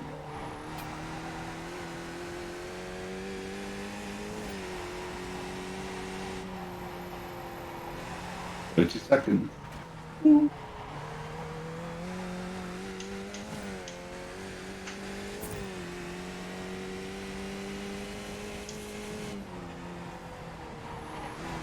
Oh, don't touch that inside curb. That's death.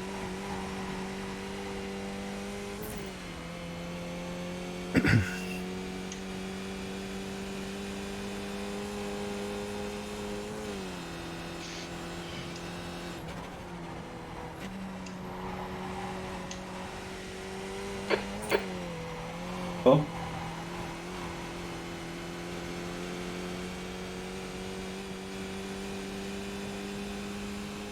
That's the end of the session. P1. Yeah, that didn't go very well. Anyway, I can even get a lap in. I think I got one lap in. 10 minutes quality? Really? Pit lane speed limit is 64 kilometers per hour. The pit exit's clear. Okay, Pete, we've got 2 laps. Let's get this done.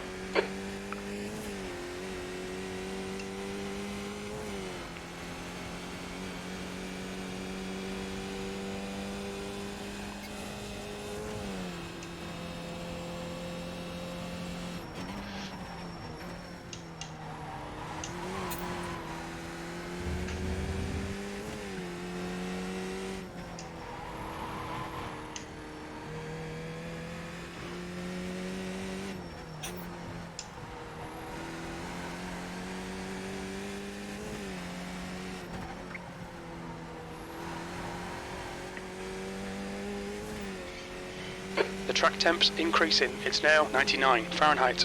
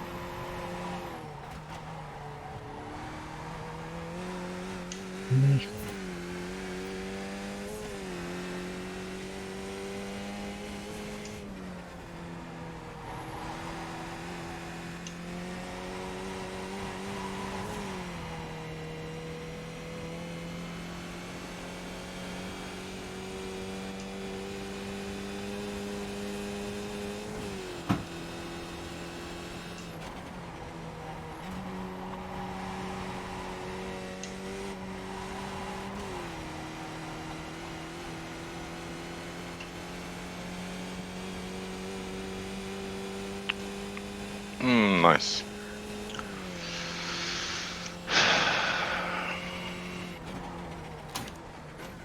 Oh yeah, full the mucking bun of a stitch. How's that go again? Yeah. I swear when you've 2 5-year-olds running around now and again, it's... My daughter brings the girls up.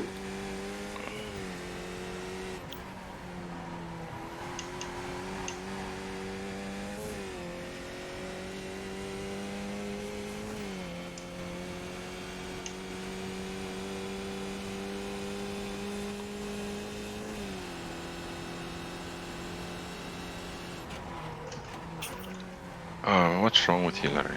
Honestly.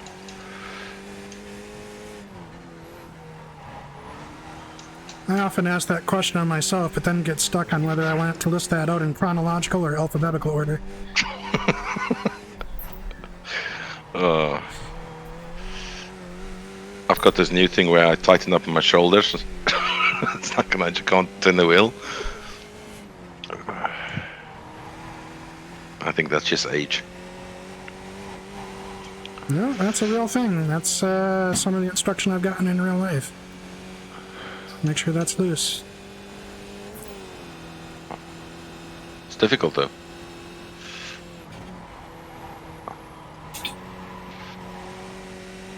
That's pole.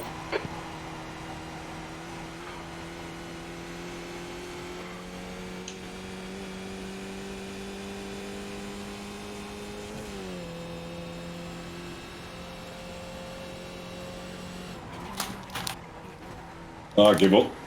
Okay, I'll start at the back. That's the best place. Yeah, me too. Oh, I've got one more lap to go. Let's see if I can get a lap in.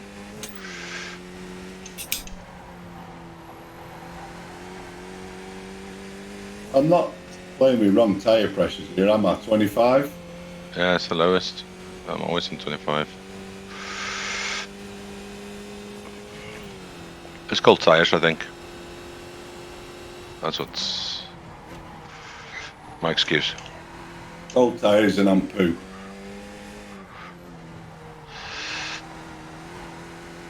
Oops. Don't wait for me to do a lap. I've messed up 2 already, so.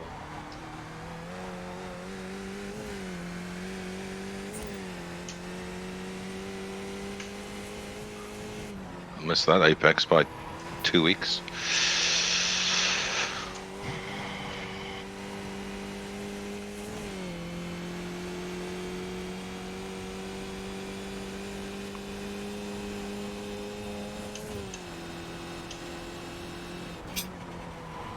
Nope.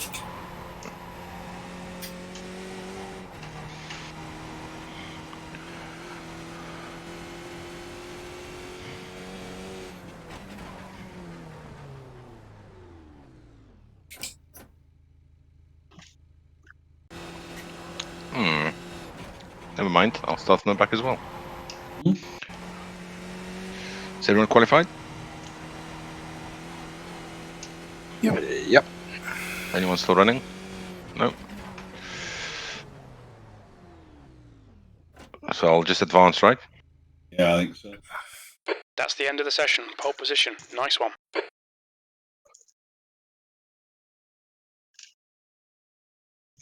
We got a pit start here.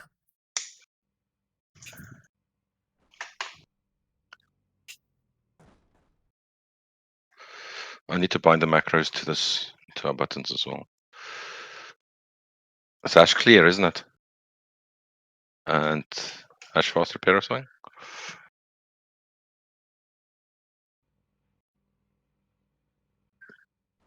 Oh, hold on. Oh, squeeze me.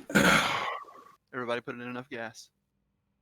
3.1? Yeah, I always have mine the same. Yeah.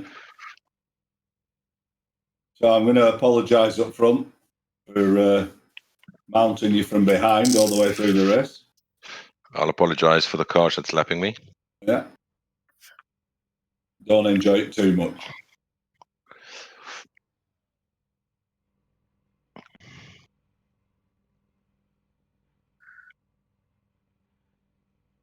But that might explain why I've been faster, because I've been running around 2.1 gallons. Yeah, I don't think it'll finish the race, that, mate, to be honest. Exactly. So now I'm back on 3.1, so I'm probably going to be slow again. Ah, is that why I'm slow and can't get around because I've too much? Ah, that's awesome. That's not my fault then. I'm good with that. I'm good with that. You're starting from the pits, I guess.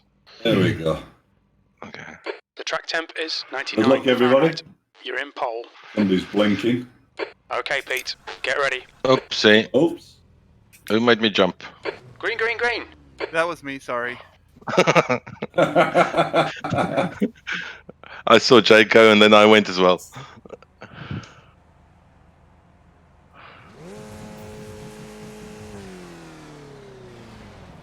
Pit exit's clear. Push.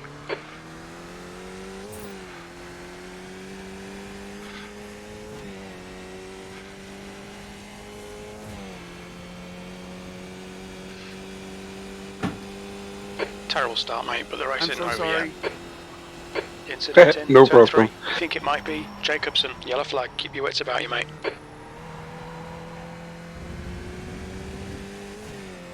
And I'm stuck on a curb. You should have run -4. Yeah, that would have helped a bit now.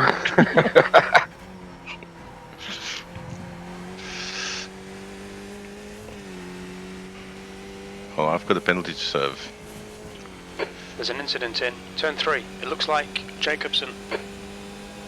Thanks, Jake. It was my fault you're there. The least I could do. Oh, man. Looks like P4 has gone off in turn 7. Right Yeah, that side. was me, Clear right. Jimmy.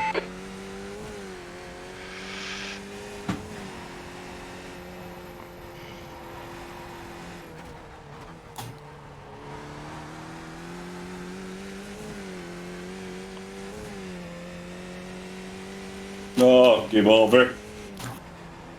We think Oh. P2 has gone off in turn 12. Yellow flag, keep your wits about you, mate. Oh, I'm out.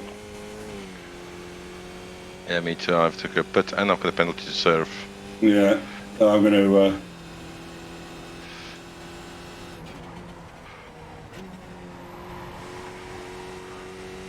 P2. Oh, for God's sake. Pardon language, but I just had a stop go as well, speeding in the pits. Finally helped yourself out a little bit with having no limiter, huh? Well, you still need to slow down, don't you? There's no point speeding over the thing.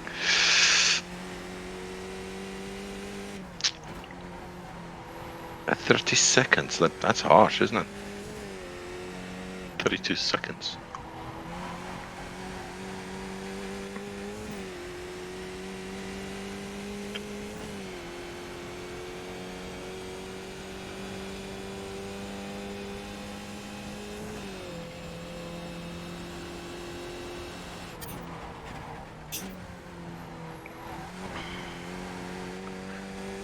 Oh, I'm chasing Flappy. But he's quick around here, so that's pointless.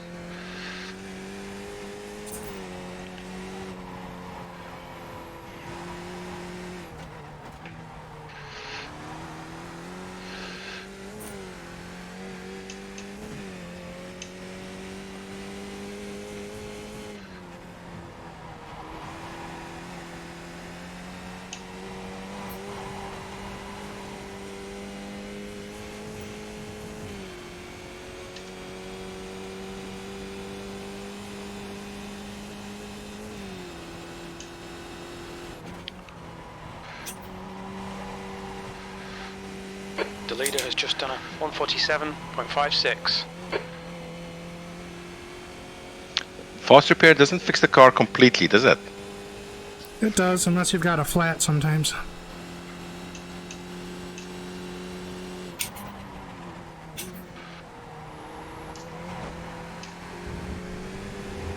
Car left.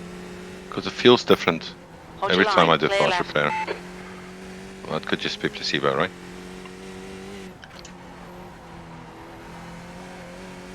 It should get fully fixed. It's just sometimes the flat doesn't get fixed, and then of course you're on pulled tires again, so the car doesn't behave properly.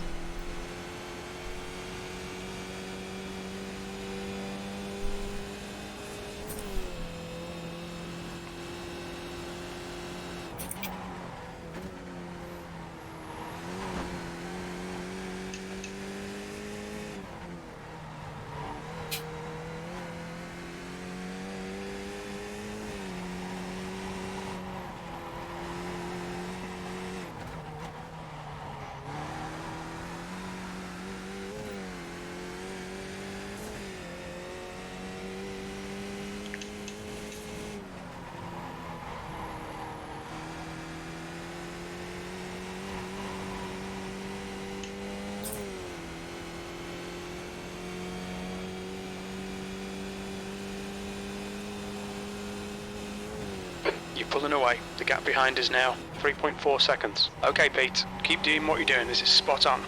You're leading. Flappy, you are quick.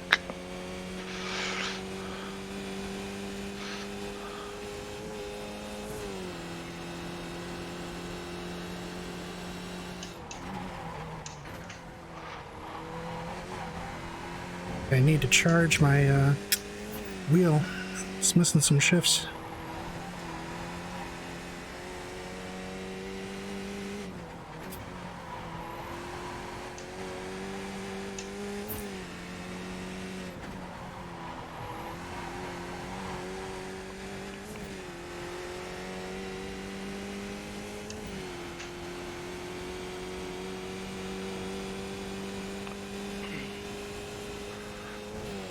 Knocked something loose now.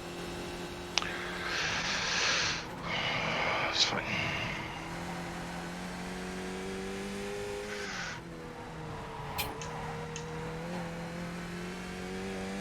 Yeah, I've got damage.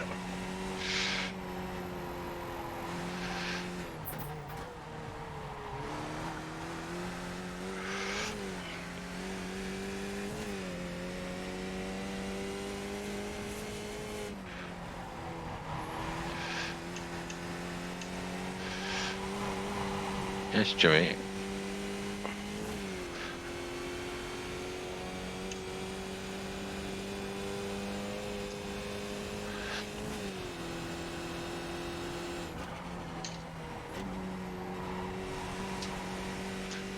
Great driving, keep it up. Fastest lap. Your times are good in all 3 sectors.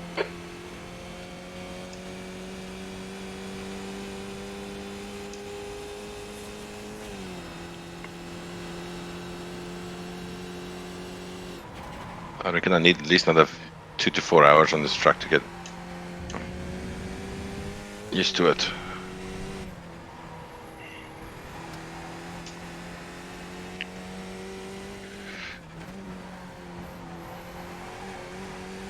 Without headache.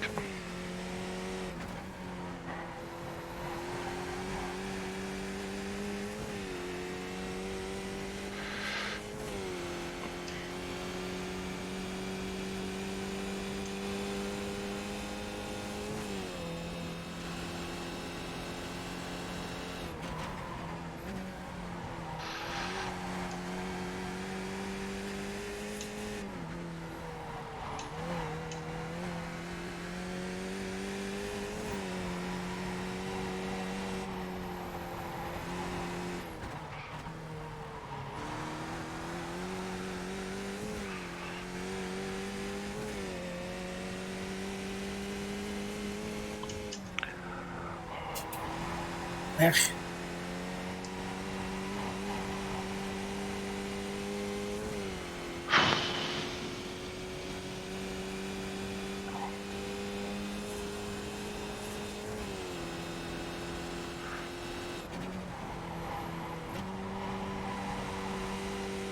That was a 1:43.52. All 3 sectors are pretty quick. As I hit my fastest lap of the afternoon, Jim says, don't worry about the lap times. Just read it with a different inflection and it's fine.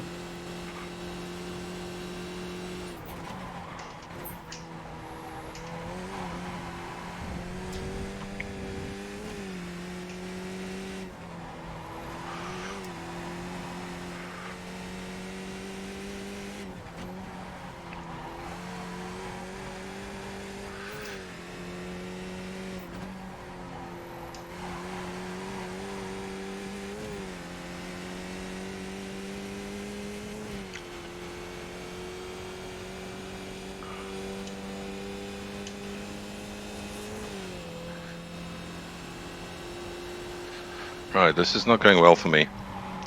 Oh, that was the wrong gear. I've just had a stop go penalty. What happened there? And if I get to shift up to 5th in the large straight, that would be unusual.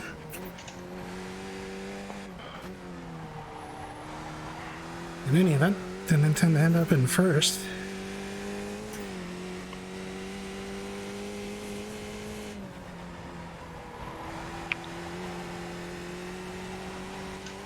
The gap behind's increased to 9.3 seconds.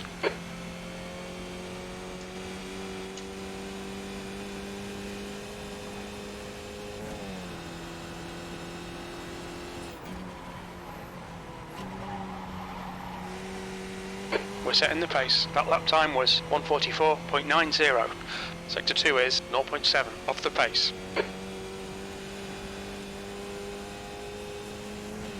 Need to find about another half second here.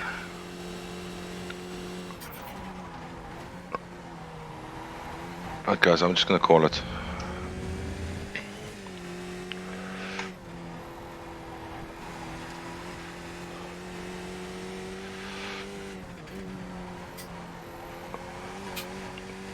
Don't drive with headaches. That's what I've taken away from today.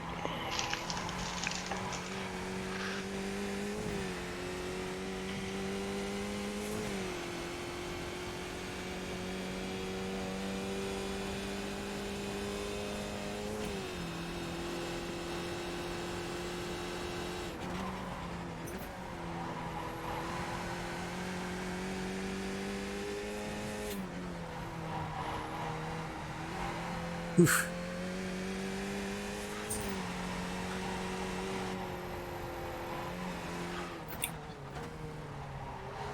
Many mistakes in that sector.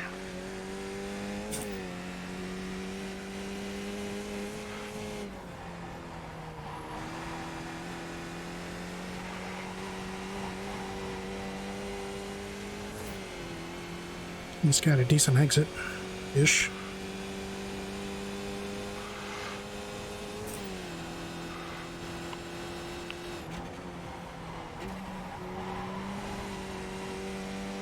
Alright Pete, halfway home. Fuel looks good. We're quickest at the moment. This is good. Keep banging out them lap times.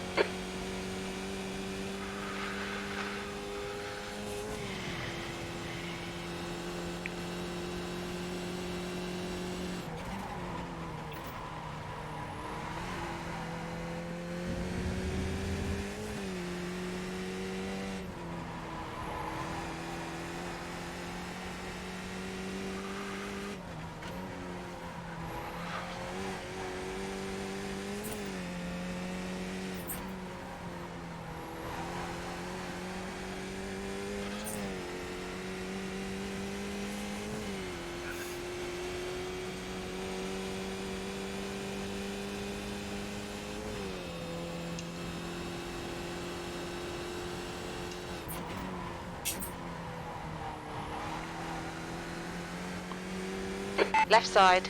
Clear left.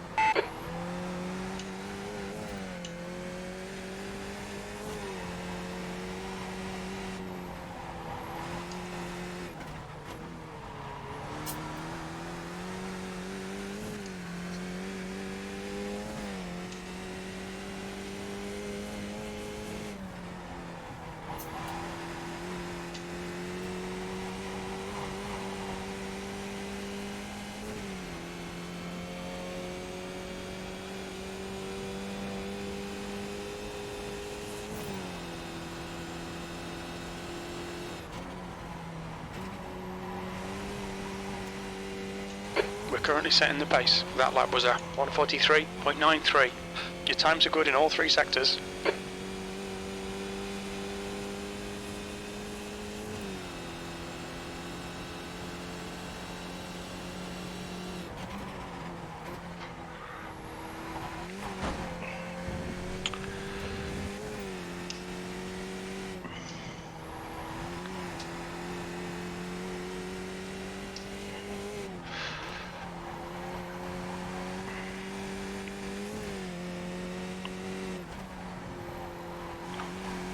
Alright guys, I'm going to call it a night. I've got a thumping headache.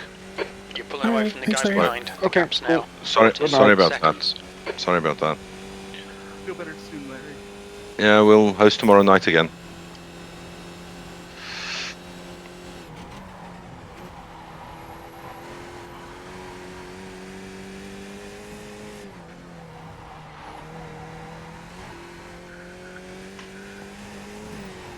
That was painful.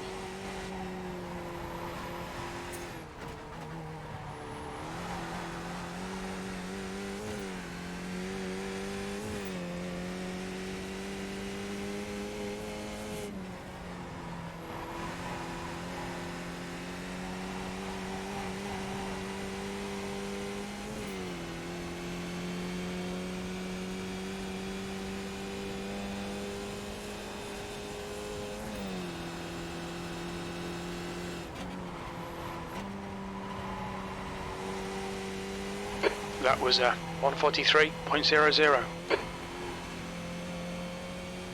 Fuck you, it was. That was a 42.9.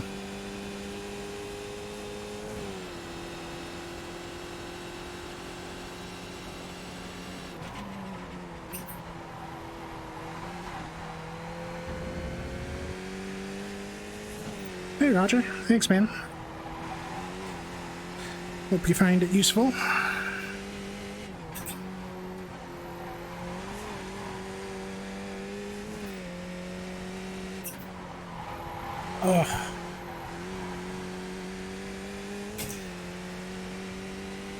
I could do better. These are some sloppy laps, to be honest. And I'm basically making up the instructing stuff as I go along, so imagine I'll look back at these first few sessions and be like, what the hell?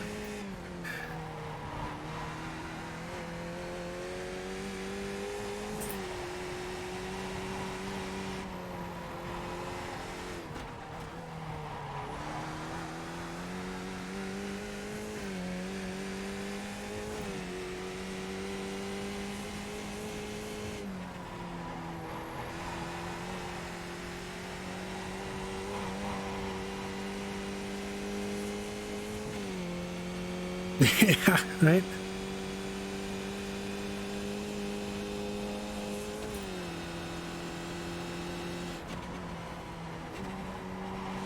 Honestly, it's a struggle to figure out how to Nice one, Pete. You're looking really good. Come on, keep your help focus. people We're quickest right now.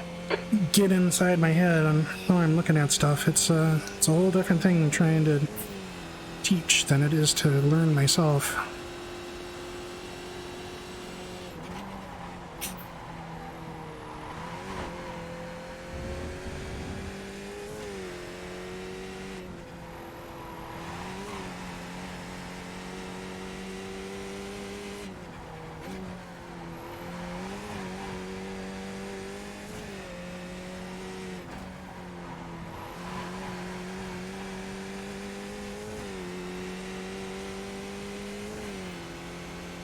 Yeah, I mean, a lot of it is just like feel, and it's like trying to remember back to the mindset and the thing that made it click when I learned it is trickier than it sounds sometimes.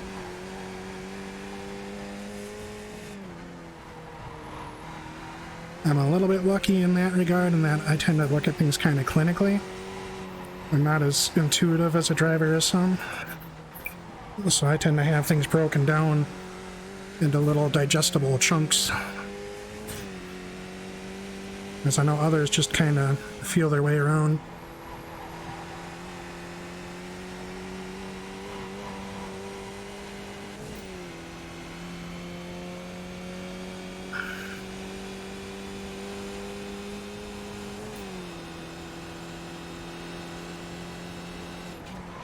Oh, for... Just keep hitting your marks. This is looking good. That's the fastest lap. What's VRS this week? Like low 42? Something? I don't know. Leaving some on the table anyway.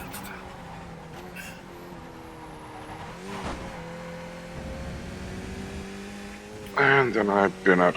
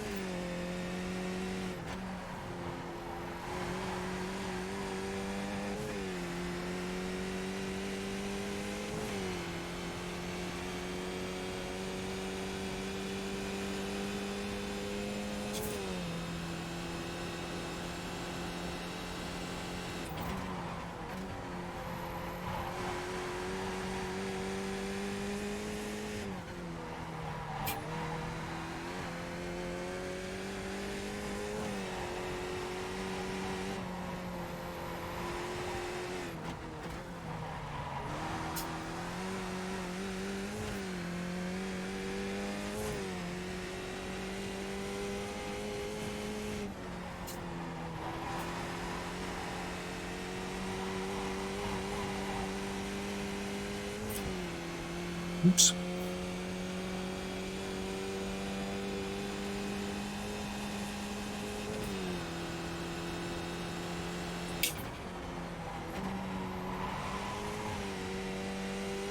Come on, Pete. 2 to go. Stay focused. We can win this. Your lap time was a 1:43.40. A little slidey on the exit there.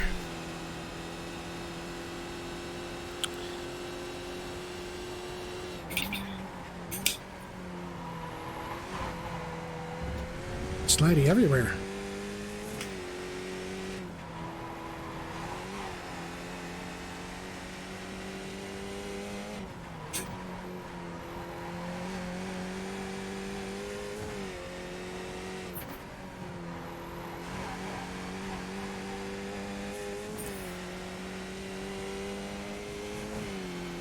Well, I think that's totally possible with good draft. I mean, there's 2 really good cooperative draft slingshots here.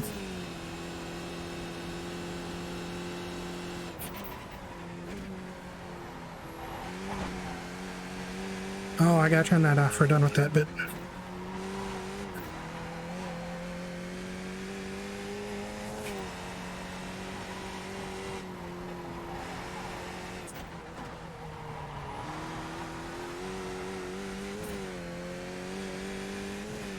That was not a great lap.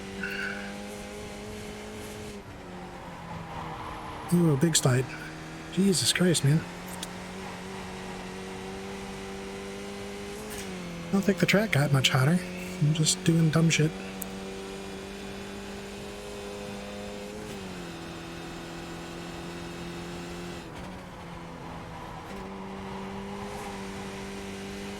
One more lap. Keep it together. We'll win this.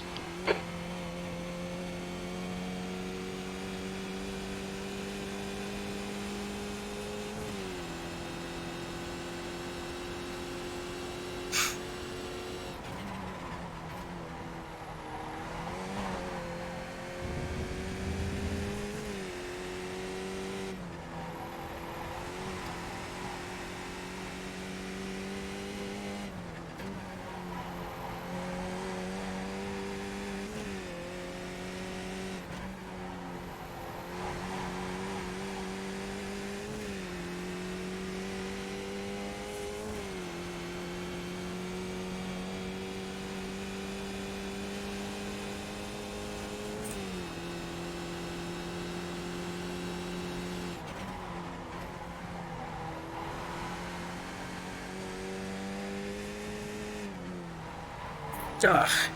Front tire scrub.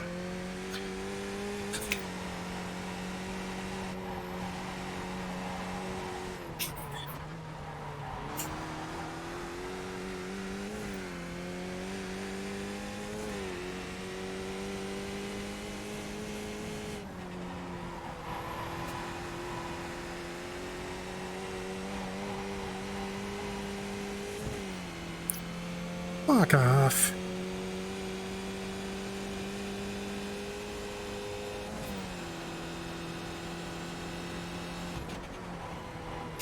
Well done, Pete. Great win. You deserved that today.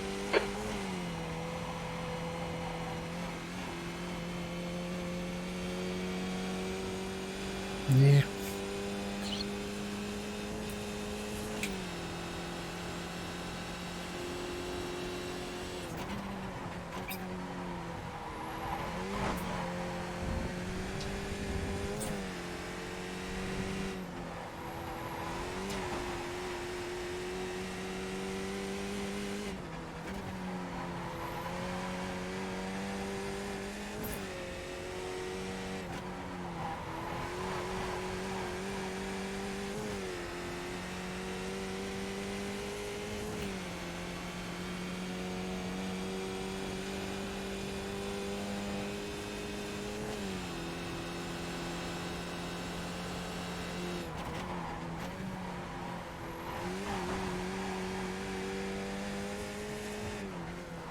Yep, I am done for tonight. Thanks all. And thanks, Pete. Good night, all. Yeah, thanks, guys. Catch you later. Thanks, Roger.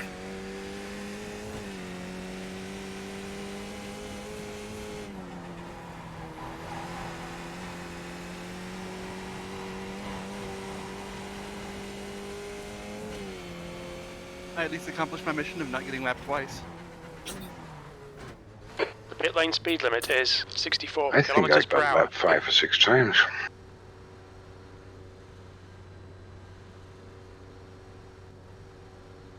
Box in 5, 4, 3, 2, 1. Box now. All right. Good stuff. See y'all next week. Yep, good night.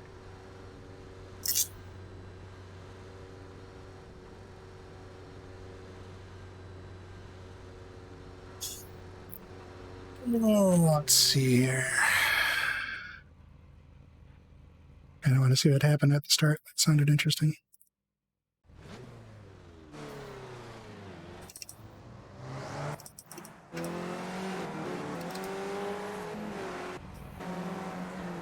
Ooh, sorry. I had my microphone muted. I've been talking like crazy, saying good night, bye-bye to everyone. But yeah, like it gives you a complex. Like nobody cares. Yeah. Yeah, that's for sure. No. Okay, Steve. Oh. Thanks a lot for an awesome track guide. As I said, I had only done, I think, 4 laps before this session, with my kid in my lap. So that was not much practice. Turns out that he was quicker than me. Yeah, this one will come along quite a lot. It's big confidence track. It's almost like, I don't want to say it's like Nords because of the length and everything, but the same. It's very hard to drive quickly until you're really comfortable with what's coming next, you know. But then after that, it unlocks quite a bit. Yeah. Especially, at least for me, in some of the corners, it helped tremendous with the confidence and balance if I trail brake much longer into the, more or less all the way into apex, which I normally don't do. So yeah, but I have a lot of work to do on this track, that's for sure. I almost wonder if I want to keep it in 4th through that section. I didn't really need the extra rotation. I was hoping a little bit that Larry would stay on for a little longer, so we could talk about a little bit of the next season for RaceToLearn. Sure, yeah, maybe we can just grab a Discord call a little bit later. Yeah, and see what the thoughts are and things like that, because as he said, I think at the end we all want more or less the same at the end, just a matter of it's just stumbling through how do we deliver. I mean, I don't know, I'm making it up, so yeah. I mean, I knew a few things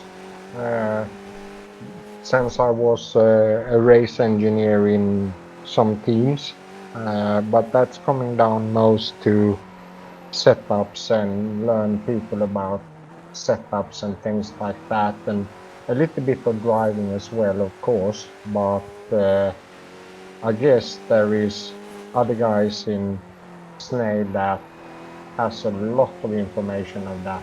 You, for example, and Chris and Charles, I imagine, has some stuff to that as well.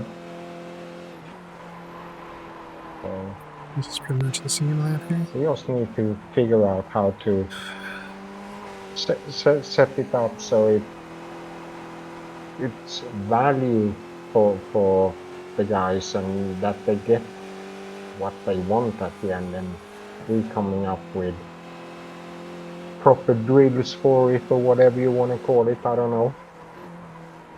Yeah, I mean, I would like it to be more than a lap walkthrough and a race. We got to figure out the stuff in the middle, you know. Yeah, because as I said to Larry, the things that got me into it was that he actually had put up different things that he wanted to go through, like car control, learn the track, setups, mind, all that kind of thing. And what we so had. what we had started to talk about, and what we'll talk about in the bigger group, I think, is like keep those same focuses, those same sessions, and then just look at the upcoming season and be like, okay, which one's the best fit for each one of those sessions, and then just cover them that week. So we kind of get a hybrid, right? So we're still getting familiarity with the upcoming track, but we're picking a specific, premeditated skill as well that makes the most sense for that track. I think that hits a happy medium.